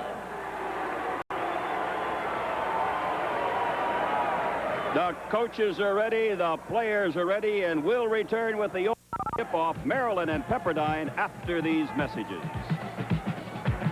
Will Pepperdine be able to pull off the upset? Cleveland State already has upset Indiana today, 83-79. So we will find out. The tip is controlled by Len Bias, and it'll be Gatlin out in front for Maryland. Maryland finished 6th in the ACC with a 6-8 record. Pepperdine won the West Coast Athletic Conference Championship. This is the 4th trip in the last 5 years to the NCAA Tournament for the Waves of Pepperdine. And the Bias misses out front, and Corpus, the smallest man in the court, has it for Pepperdine. Down quickly to Dwayne Coley. His 15-footer comes off to Keith Gatlin. Watch Bias. Gatlin got it up. And Gatlin gets it to drop. 2-0 Maryland. Mike, that's the way you handle the fast break. Put it in the hands of Gatlin and back the defense up. He got Corpus on his heels, and he shot the soft jumper. Interesting matchup between Corpus and Gatlin today. You'll notice Maryland's opened up in their man-to-man defense. They're very good at this. They've got good quickness at all 5 positions. Coley out in front with Corpus. Tried to get it down to White. The pass was denied by Derek Lewis. Pepperdine's got an interesting club. You know, they've had the same lineup for 58 consecutive games. That says a lot because the guys get to know each other. Absolutely, Larry Connolly. That's got to be a plus when you get into NCAA tournament play. They know one another. Corpus looking inside. Levy Middlebrooks gets it. Levy Middlebrooks scored. Oh, they're going to take it away. They're going to take it away because the ball was in the cylinder and it was touched by somebody on the Pepperdine club. Watch it again. Middlebrooks with a good move. He got Long stranded right there, arms extended. He beat him baseline. Watch the ball go around. Watch it be tipped right here. Good call up and on the inside. And who was touching it? Eric White. And the Pepperdine coach, Jim Herrick, all over Herman Ramsey, one of the officials who made the call. 2-0. Good call. It was a good call. Lewis to the left of the lane. Ball is snapped up by Levy Middlebrooks, who clears it to John Corpus. 2-0 Maryland, the early going. Ball is knocked away by Long. Middlebrooks gets it back for the Waves of Pepperdine University. This is almost a home game for Pepperdine. I say almost. They're about 60 miles away out in Malibu. Corpus misses the shot. A follow-up by Frederick is no good. And we get a foul underneath. It'll be against Derek Lewis. Miami of Ohio, Frank Herzog and Gary Thompson. The Redskins work on the upset. 36 seconds left to play. You see the score. Miami of Ohio 65, Iowa State 63. Iowa State has the basketball with 36 seconds left and 36 seconds left on the shot clock. So they can go down for a shot that they hope will tie and force an overtime. Well, I think Johnny Orr, I do not think that they'll go for one shot as far as playing it down. I think what you have to look for here is good. The first good shot, when you can get it, you're going to have to take it. Got Pearson over here on the other side. He's talking to his kids. The one thing that he's thinking about right now is do not foul. Do not give them a three-point opportunity to tie the game and take the lead, because the worst that they can come out of it if Iowa State scores is with a tie.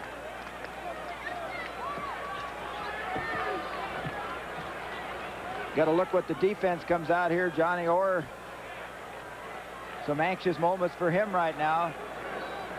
You got three guys that I think, unless it comes off a play or a penetration or pass out, you got Hornacek and Gray you look for. Also Virgil over the years has come through with some clutch buckets, and he's also had a good hand here late in the game. Hornacek with a shot. Whoa, he's got it. You see the time. Miami must call timeout. We are tied at 65. Now, Johnny Orr has the situation the way he would like it. He says he wants to rely on his defense at the end of the game.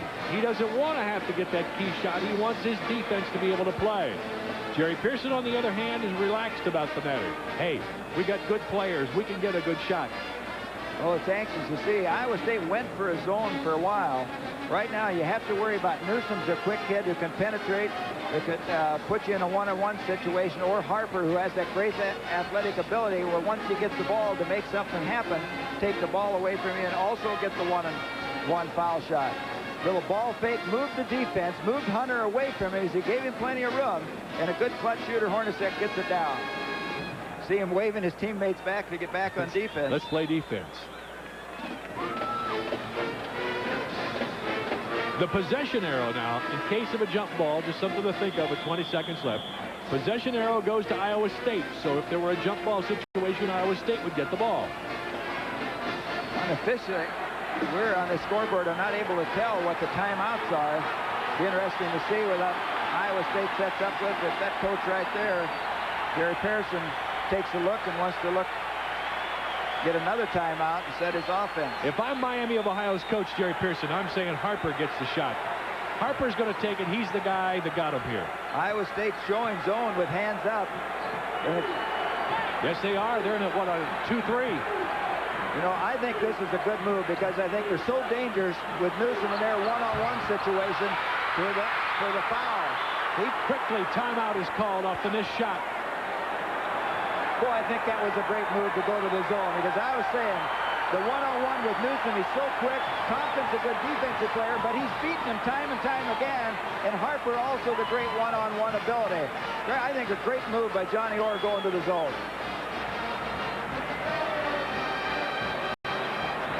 Who was it? If Harper got that last shot?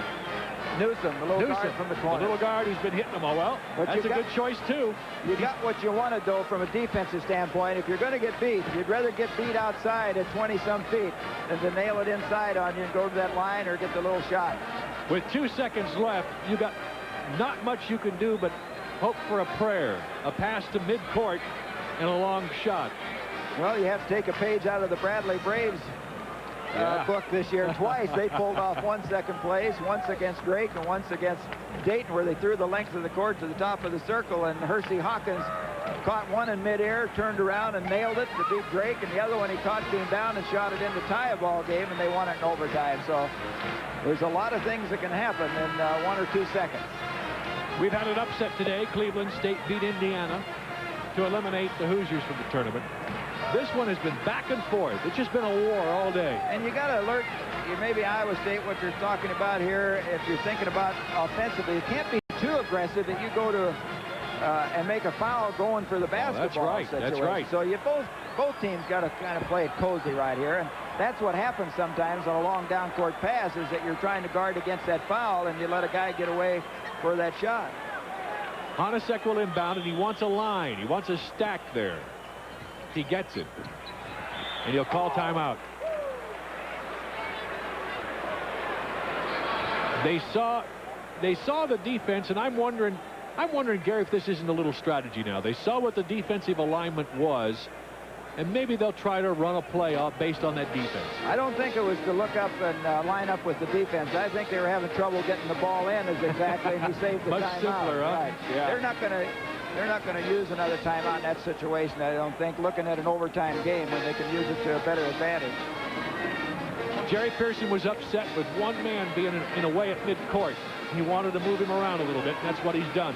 You see, right now with 2 seconds, you've got a time, but you're always, in taking that timeout, you got to look at the number of times you do convert under 2 seconds of play, and particularly when you're on the other end of the court.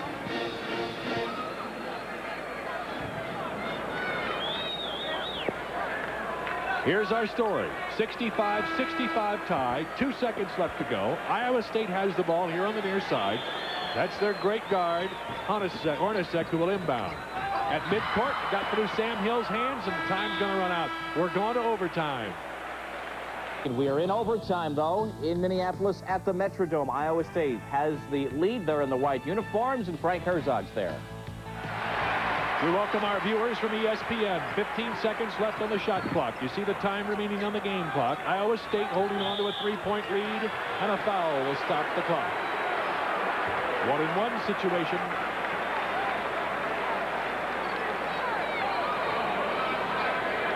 See, the Iowa State coaches, Johnny Orr, Jim Hallahan is the assistant we talked about. There was a teammate of Miami coach Jerry Pearson back in their days playing at Miami of Ohio.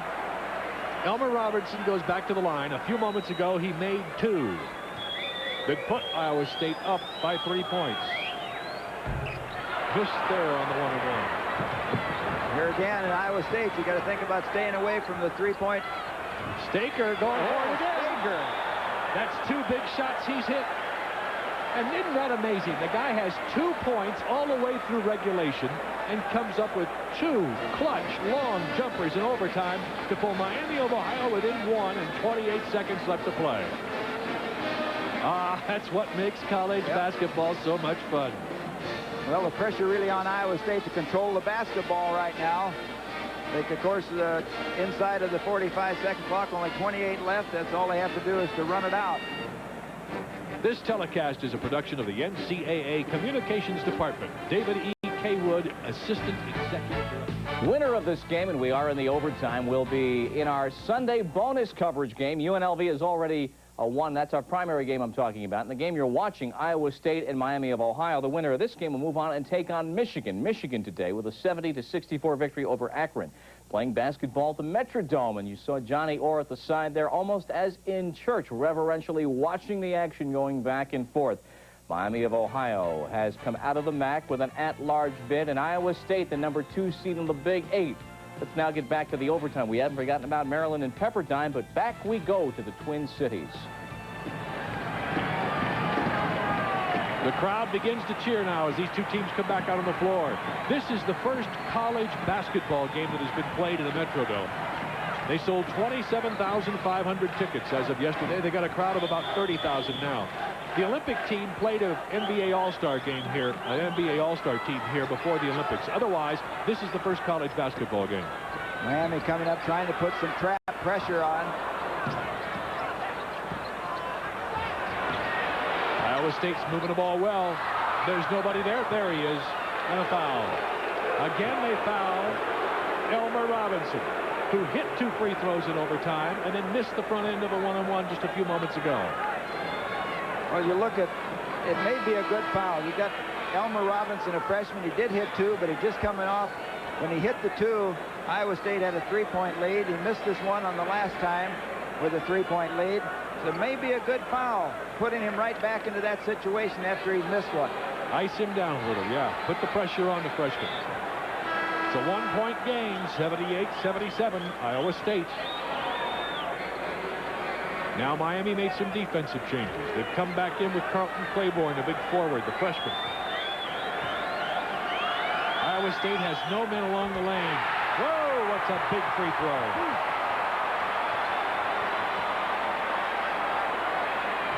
Well, Robinson certainly figuring in this game prominently down the stretch here. Takes a big sigh of relief there as he got the first one down. Missed the second. Here comes Miami with a chance to tie. 79-77.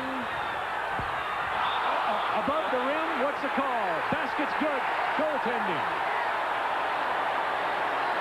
We're tied at 79 with 4 seconds left. Well, I was blocked out by the play here. I thought it would be basket interference, Gary. I couldn't see who got it.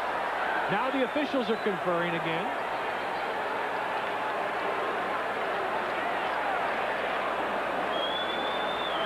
So we'll give credit for the shot to Newsom, huh? I was blocked out on the play here. Couldn't see who was. Iowa State going for it, and we got a whistle. Stop play at midcourt. I think what we got. I think somebody called timeout ahead of. Let's see. The officials are talking. We're across the floor from Johnny Orr. They called a timeout with 2 seconds left. Boo, say some of the fans. What do you mean? Well, it's going to be a big call out there, whether it's a block or a charge.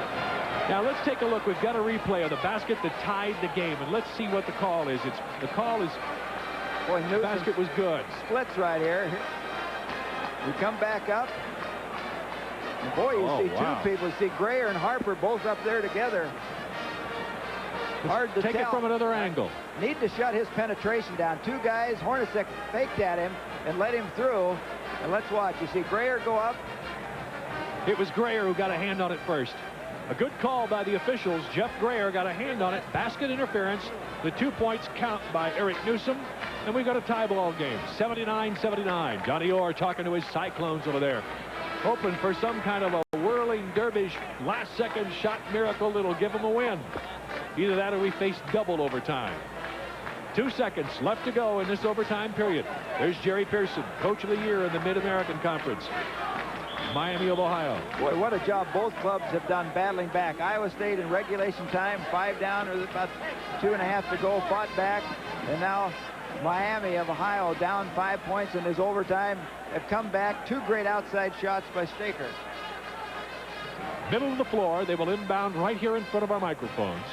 Only thing different between end of regulation is with 2 seconds, they've got the ball at half court rather than down here at 3/4 court. Tompkins will inbound. Hornacek is lined up way deep on the baseline. They're looking to get it to him and do.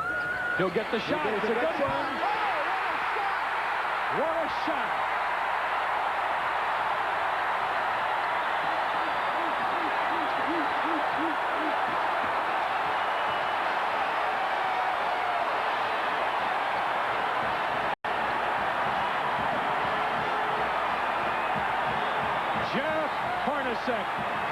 With a last-second shot from 25, 30 feet.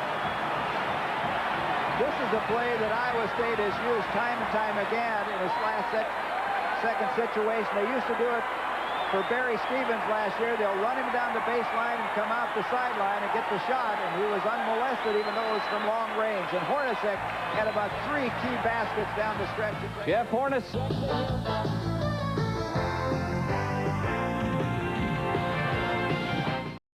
Hornacek cans the tying jumper right here. And the game is at 65-65. So Miami with a chance to win in the bitter seconds of regulation. Ron Harper to Eric Newsom. On we go to overtime. The Cyclones had as much as a 6-point lead. Elmer Robinson missing here, but Jeff Grayer tips in the rebound right there.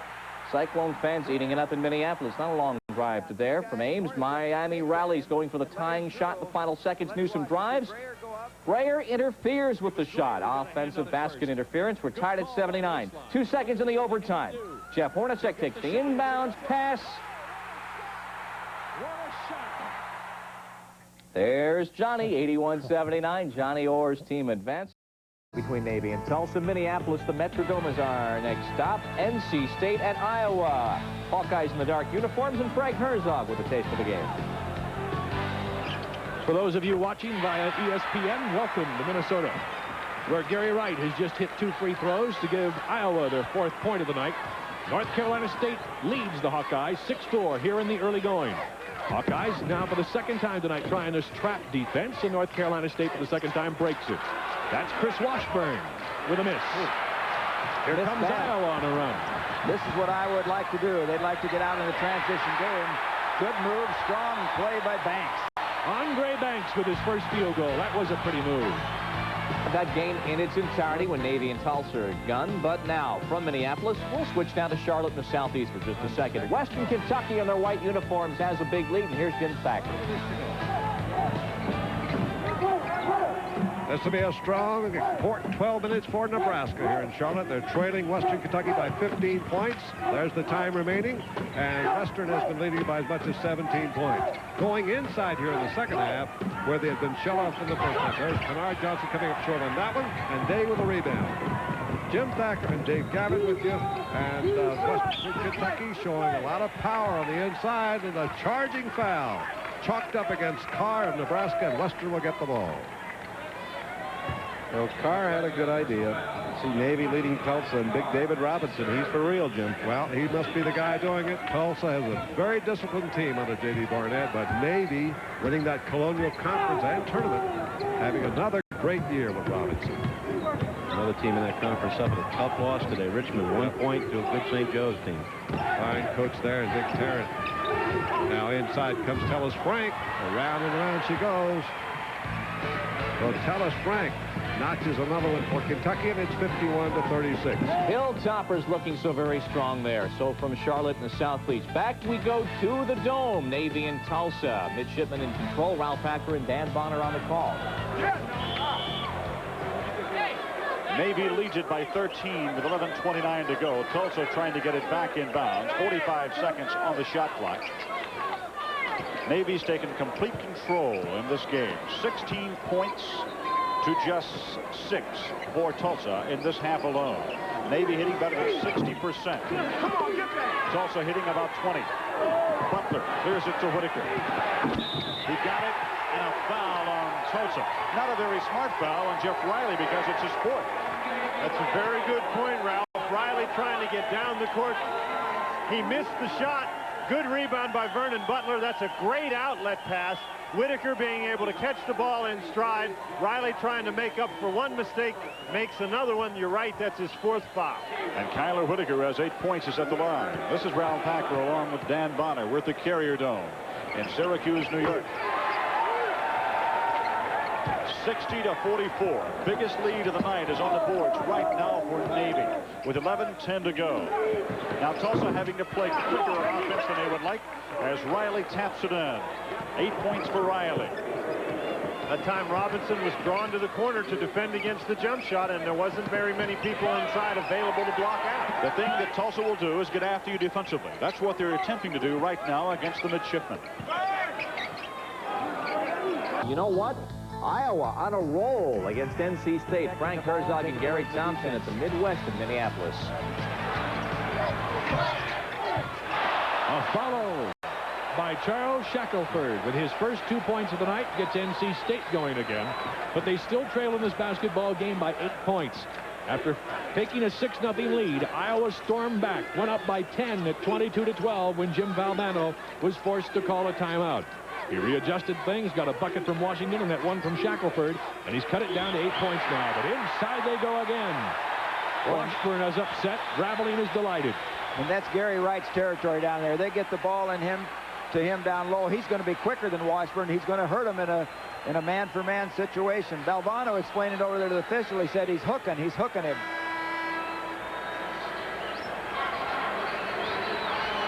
Delightful visit with that guy yesterday, George Raveling. Nice guy. Twice the Pac-10 Coach of the Year when he was out at Washington State. He converts the three-point play. Chris Washburn, now the big center, has 2 personal fouls. That will become a factor. Wright having a big first half here with 9 points. Frank Herzog along with Gary Thompson. We are at Minnesota in the Hubert H. Humphrey Metrodome. A beautiful facility. This is the first college games played here. Washburn. In trouble when you get it down there to the big guy. As we said, he's a good offensive player around the post. The 30,000 fans who bought tickets for this one tonight are getting a show. They got a show this afternoon in the 2 preliminary games we had. Won by Michigan and Iowa State. Here's Lorenzen again. This time Marble. He's fouled on his way back up. Well, Lorenzen really forced to change his shot that time. We will have that game at the conclusion of Navy in Tulsa. From the big crowd in Iowa and NC State, they look like they're going right down to the wire. And here's Frank Herzog.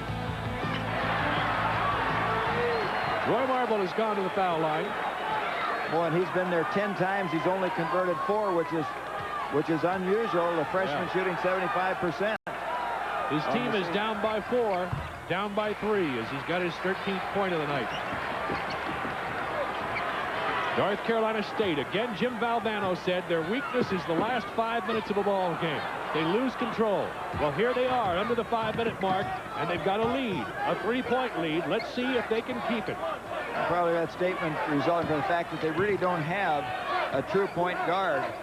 Yeah. North Carolina State reversing. Not much he can do now except cheer and hope, keep his fingers crossed. Finished with 13 points. Bolton, that is. Iowa now got to play good, solid defense. 28 seconds on the 45-second clock. They're going to for sure get the ball back. And now Ravley making some substitutions on defense brings Jones back in the lineup, a better defensive player with much more quickness, better jumping ability. Myers to inbound. That's Chris Washburn with the ball. Back to Myers. I thought he walked with it right there. It was close. Yeah. There's that trap by Iowa. One thing you don't want to lose. 1-and-1 situation. 23 on the foul. 23 is Roy Marble, his 3rd personal. I don't know. I think he pointed to Wright, and if that's it, Wright is leaving the game. That'd be his 5th. You're right. I stand corrected. I thought he said 23. That is 3. And Gary Wright's gone with 53 seconds left. Wright goes out with 15. He had 13 at halftime by Wright, so they shut him off, and Iowa unable to get the ball to Gary Wright. Ravley wants to talk about it. He wants to ice Chris Washburn. So he's called a timeout. Let the big guy think about it. The big guy tonight has gone 0 for... That's a big free throw. Is that called clutch? 17 points now for Washburn as he hits the front end of a 1-and-1. And that's just about his average. 17.4, the 5th leading scorer in the ACC conference. Get them both. 3-point lead for North Carolina State. 52 seconds to go. Iowa needs a quick shot. Marble. Boy, Marble really forced his way in. He just attacked that basket. And we mentioned at the top of the show about when it's game time, he wants the basketball, and he really went to the hoop with it. Valvano wanted a traveling call there. He says he walks. These coaches want everything right That's now. right. No matter what's called, they're going to want something else that helps their team.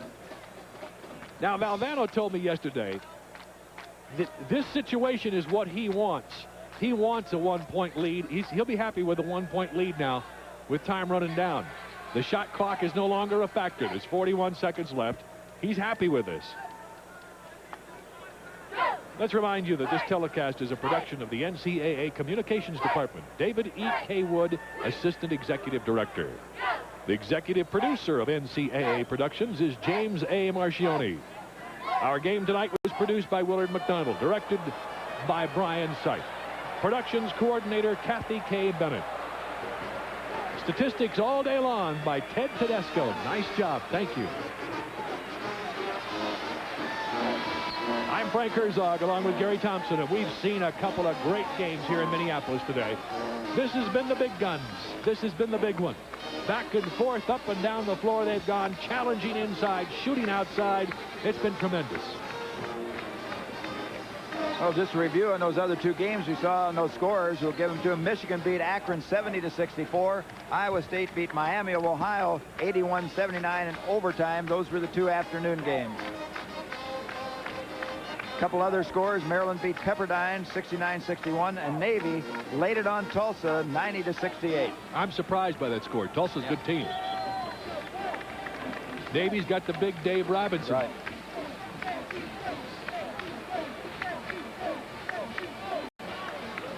I would imagine Navy now must face Syracuse, huh? That could be a tall order in the Carrier Dome. North Carolina State, it's not easy to control the basketball, but they've got the 45-second shot clock is off. 41 seconds to go. They got to beat this full court press by Iowa. George Raveling got his defensive team a reserve. Michael Reeves is one of his outstanding defensive people, and he gets his hands on it. And they got a man open wide underneath. They leave the back door open. And he's fouled. Jones fouls Washburn. They were just a half second away from having a monster dunk. Good hustle that time by Jones just to save it. At least have to go to the line. As Iowa committed out too far on the back man protecting, left it wide open. Good strategy there by George Raveling, though, getting Reeves in the lineup. Michael Reeves, a sophomore, almost picked it off and had the steal. 2 shots for Washburn. Fouled in the act of shooting. Oh. Now you can see what that hustle by Jones meant there to put him on the line. Not give him the easy one. 29 seconds left. Boy, misses both. And what a... Oh, there's a call. It goes the other way. North Carolina State got it.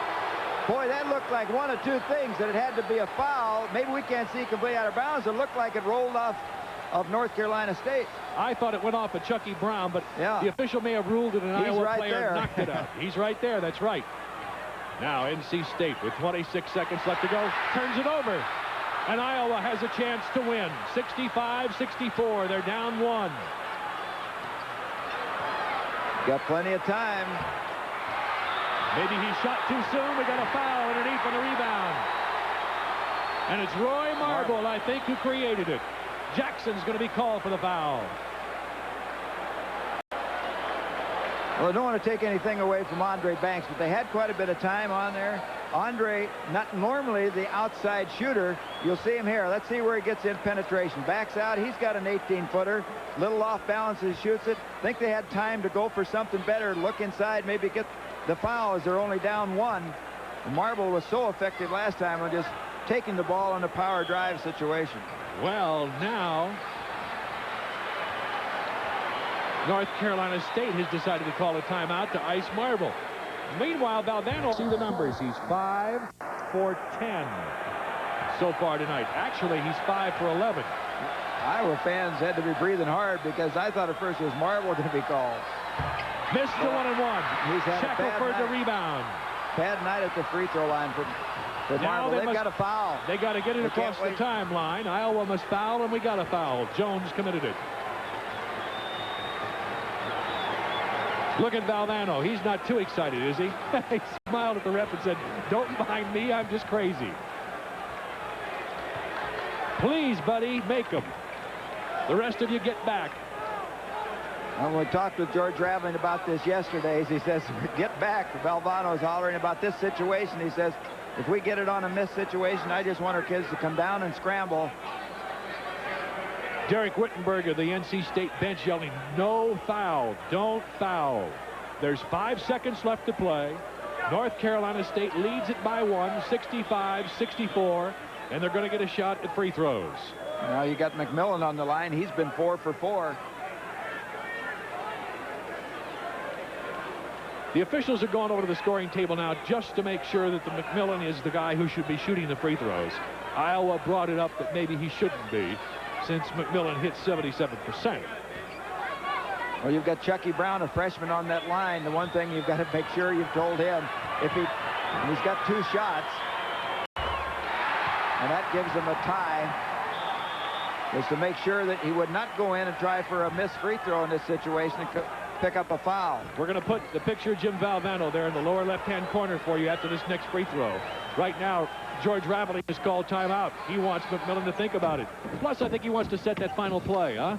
He'll be doing, Valvano will, if he comes out of this, he'll be doing that 83 Albuquerque sprint right here if they win this one. Raveling, I asked him the question yesterday. You got a 1-point game, 12 seconds left. Which do you want, the 1-point lead or the ball? And he said, where do I get the ball? I said, huh? He said, if there's 12 seconds left and I get the ball at the end of the court, I don't want it. I'll take the point lead. If I can have the ball at mid-court or three-quarter court, okay, I'll take it. So right now, Raveling is not comfortable with this situation because he's going to have to move the ball 94 feet in less than 5 seconds and get a good shot. But you know what? I'll bet you $1 to a donut that Iowa practices every day moving the ball 94 feet in 5 seconds. Well, everybody's got that in their repertoire to come off with. You have to always look for that situation and be ready for it. They've got 5 seconds. A lot of time what they've got to hope for is that it's a miss. That's the only thing they can live on right here, is if McMillan can miss the free throw, and he's 5 for 5. And look at Valvano over there with his arms around Nate McMillan, talking to him, the man patting him on the back. Certifiably hyperactive, has his own private company, his own show that's networked across the state of North Carolina and even up into the Washington area on cable, a radio talk show, a cookbook. He will become athletic director at North Carolina State. And there's very little else that he wants to do. Right now, he's right where he wants to be, at the side of a basketball floor, coaching a team in the NCAA tournament against a good friend in George Raveling, who sits at the other end and kind of seems to be saying, oh, come on. Missed the free throw. Didn't check the shooter. And he stepped out of bounds. McMillan stepped out of bounds with 3 seconds. Break. Yes. Now let's see what happens. See if they got anything set up where they'll look to go to half court and call another timeout, or whether they'll throw it long. 3 seconds left to go. 2-point game. They've got it in the hands of the right guy for the long shot. It's short.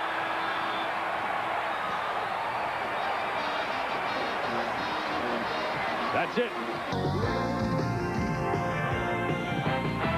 Now our coverage of the NCAA Basketball Championship continues with the Kentucky-Davidson meeting, brought to you by McDonald's. It's a good time for the great taste of McDonald's. By MasterCard, MasterCard International. Master the possibilities. By the Norelco electronic Rototrack razor. Norelco, we put quality first. And by Budweiser, Beechwood H for that clean, crisp taste. This Bud's for you. Here again, Bob Lee and Dick Vitale. We continue with our coverage. We will pick up Kentucky and Davidson in a moment. If you're with us before the NC State-Iowa game, what did Jim Valvano say? Asked for a prediction. He said it would be 62-60 one way or another. Down the stretch, it would be down to the last seconds. It was a 2-point game, 66-60. That's against the Wildcats, and they're playing in Charlotte. Things have gone cold for the Davidson Wildcats. Mike Patrick and James Brown were in Charlotte, North Carolina, and Kentucky is on a roll. Having been down by 5, the 29-3 club of Eddie Sutton is now up by 6. Kentucky has picked up the pace. They've got the lead as a result, and that big front line in there is doing a job on the boards. There's an example right there with Locke. Locke has had 2 shots at it. Kenny Walker with a follow won't go. Locke hit it again, knocked it out of bounds. It's out to Davidson. 3 attempts on the offensive boards by Kentucky with the potential fourth one, that is. That big front line really doing a job of banging the bodies of Davidson. Since being down by 5, Kentucky has outscored Davidson 13-2. 6.5 minutes to go in the first half. Heineman has just had a tough time getting away from somebody to get his shot. Bourne wanted to put it up, couldn't control it. And we've got an offensive foul called on Bourne. That is number 3 on Jerry Bourne. Well, Jenkins has spent a little time on the floor tonight. This time he didn't bang his head. Clear foul. Jenkins had excellent position. Couldn't ask for better. Jenkins, the sophomore from Dawson, Georgia, stood his ground, drew the foul. So now 2 forwards for Davidson. Bourne and Himes have 3 personals. The other forward, Tanner, has 2. And with Winston Bennett in a little foul trouble with 3 personal fouls, Jenkins is getting a lot more playing time. He normally averages only about 10 minutes a game, but a lot of potential. Martin fakes the shot to Davender, who was hot early. And we've got a foul inside on McConkey. That is the second pushing foul McConkey has had. Gives him... Wildcats leading it by 12 over the Davidson Wildcats, and Mike Patrick's there with James Brown. 1 minute, 20 seconds to go. First half. Kentucky leading Davidson 36-24. Mike Patrick along with James Brown, who are in Charlotte, North Carolina. Scott to the baseline. Hangs in the air for his jumper. Won't go. fight for the loose ball, and Kentucky will come out with it. This is Davender. Outstanding defense by Kentucky. They're contesting every shot, forcing some shots to be changed, and they're going after the loose ball. Couldn't ask for more. Kenny Walker has 2 players draped on him wherever he goes. And Cedric Jenkins is down low, trying to move in the middle to attract a little bit of attention to pull some of the defensive players away from Walker. Walker triple teamed, missed the shot, and the rebound goes to Scott. Walker's stamina is really incredible. To be really attracting that kind of physical attention and still play the kind of game that he does well above the rim. Kentucky just destroying Davidson on the boards. You saw the rebound statistics. Kentucky has quicker leapers, Mike. Rucker out of the corner. This time down. Watch Kenny Walker. Watch his face. You see people who push inside, they're usually grimacing. Walker, his face doesn't change at all, and he's moving 220-pound bodies at will. Believe it or not, a lot of that unnecessary contortion on your face, being unnecessarily concerned, that really expends a lot of energy. He just moves gracefully in there, bangs right along with him. He knows he's going to be free sooner or later. Davender knocks it down at the buzzer. He has 9. And Kentucky exploded on Davidson. That's the end of the first half. Our score, Kentucky 38, Davidson 26.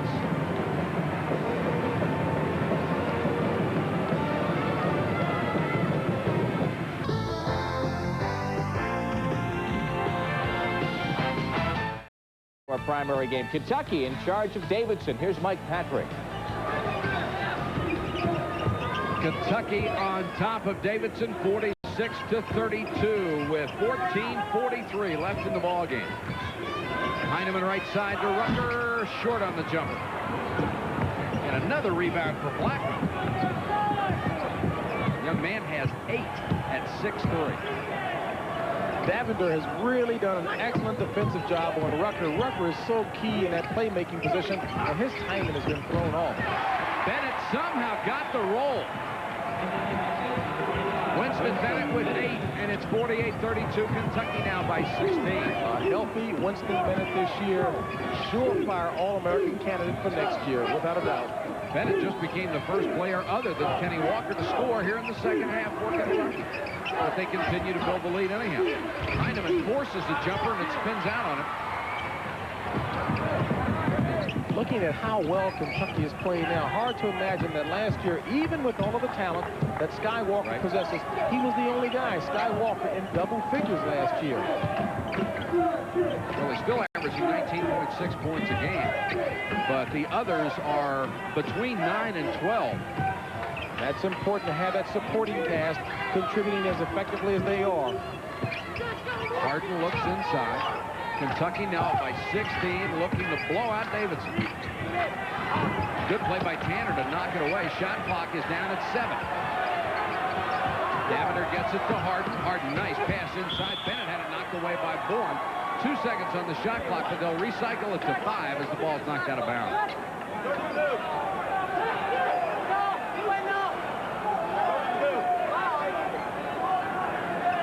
Watch for the lob pass to Kenny Walker. That's what he wants. Walker pointing for it. Davender threw up an air ball, but the follow by Winston Bennett. Well, Davender will tell you after the game that was a pass. Heineman on the run and blocked by Walker. So the victory for Kentucky, wrapping up our complete day. 5 live games yesterday, 6 live games today. Hey, Dick Vitale, wouldn't it be a shame if Kentucky and Louisville met in the semifinal when we get to Dallas? That would be an interesting matchup, but Kentucky's got a date with Clem Haskins and the boys from Weston, Kentucky. That should be exciting. Time to check the Great Wall one final time. Walk this way. We'll see what's been happening. All right, the game's tomorrow. Duke will play Old Dominion tomorrow. DePaul will play Oklahoma. What have we seen today? St. Joe's got by Richmond by 1 point. Cleveland State upset Indiana. They play Sunday. Navy blows out Tulsa. Syracuse destroys Brown. The final, they win by 49 points. They play Sunday. Kansas plays Temple tomorrow. And Michigan State takes on Georgetown tomorrow. Now, in the Midwest, of course, North Carolina State over Iowa played a winner of Notre Dame, Arkansas, Little Rock, and the Trojans lead by 1 at halftime. Iowa State wins at the buzzer of overtime over Miami of Ohio and Michigan, squeaking past Akron. That game is Sunday. Now, the other half of the country, in the Southeast, we've just seen Kentucky win. Well, I guess the time has passed when they don't like playing in-state teams. They play Western Kentucky, which beat Nebraska. Mo Iba resigned tonight as Nebraska head coach. Alabama over Xavier this afternoon convincingly. Illinois blew out Fairfield. These games are Sunday. LSU tomorrow plays Memphis State. They're still in the Southeast. Villanova will take on Georgia Tech. This should be a tight game. Now, this evening in the West, St. John's, Walter Berry with 30 points. And also playing on an ankle that gave him some problems, but still he had that 30-point game. Afterwards, Lou Carnesecca waxed eloquent. Here, the Jim Boeheim Invitational. First, he's got the home court, and then he has taken on the Ivy League champion Brown Bruins. This was the biggest blowout in the tournament thus far. At one stage in the first half, the Bruins missed on 17 straight possessions, and what that led to were points for the Syracuse Orangemen. Once again, another brick. Off to the races goes Syracuse. The Pearl takes it, the double pump. When it was all over, it was 101-52. Syracuse is 26-5 now. The Bruins of Brown were in the first tournament in 1939. They're back in for a second appearance 47 years later. We'll see what happens when they're back in 47 years from now. Gets the steal. Grant Gondrzak, the brother of Glenn, hits the jumper, and it was a nip-and-tuck game throughout. But Maryland's big man, Lenny Bias, takes it right down the lane and says, I'm here. 26 points for Bias on the day. He is truly a great player when you come down to this time of the season. Now on the breakaway, Speedy Jones for the Monster Jam, and the Terrapins snap Pepperdine's 9-game. And Davidson in the first half. Kentucky taking the lead for keeps here. James Blackman the steal and the slam as Kentucky went up by 2. And then the defense went to work for Kentucky's Wildcats. Roger Harden intercepts the pass. He will drive down court, look for the dish to Ed Davender into the lane for 2. And it was 26-20 Wildcats of Kentucky. In the second half, the Davidson Wildcats trying to stay close. Pepper Bago inside to Jeff Holmes, and he drives for the glass. But Kentucky way too tough. Davender feeds Kenny Walker for the bucket as Kentucky rolls. And there is the final score. Kentucky over Davidson, 75-50. North Carolina State will get things started on the break. Ernie Myers is blocked by Roy Marble. Andre Banks will get it and go back the other way. Anybody get in his way? Nope. Watch the gliding layup, left-handed scoop. Nice play, Iowa up by 11. But the Wolfpack cuts it to 3 by halftime, and Charles Shackelford works free inside. Look at number 33 getting position, takes the pass, jams it home. Game is tied 49. Wolfpack went up by 4 as Shackelford will get the ball and miss, but watch Washburn for the jam on the follow right there. Pretty play, 61-57 NC State. George Raveling wasn't impressed. Iowa closing in. Banks with the steal and the jam coming up at the other end, and the Hawkeyes within 1 at 65-64, but Jim Valvano says, we can do it. They did indeed. 3 seconds left, Wolfpack by 2. Jeff Moe of Iowa, the desperation shot at the tie, does not go, and that's how NC State came up a winner, just barely, 66-64.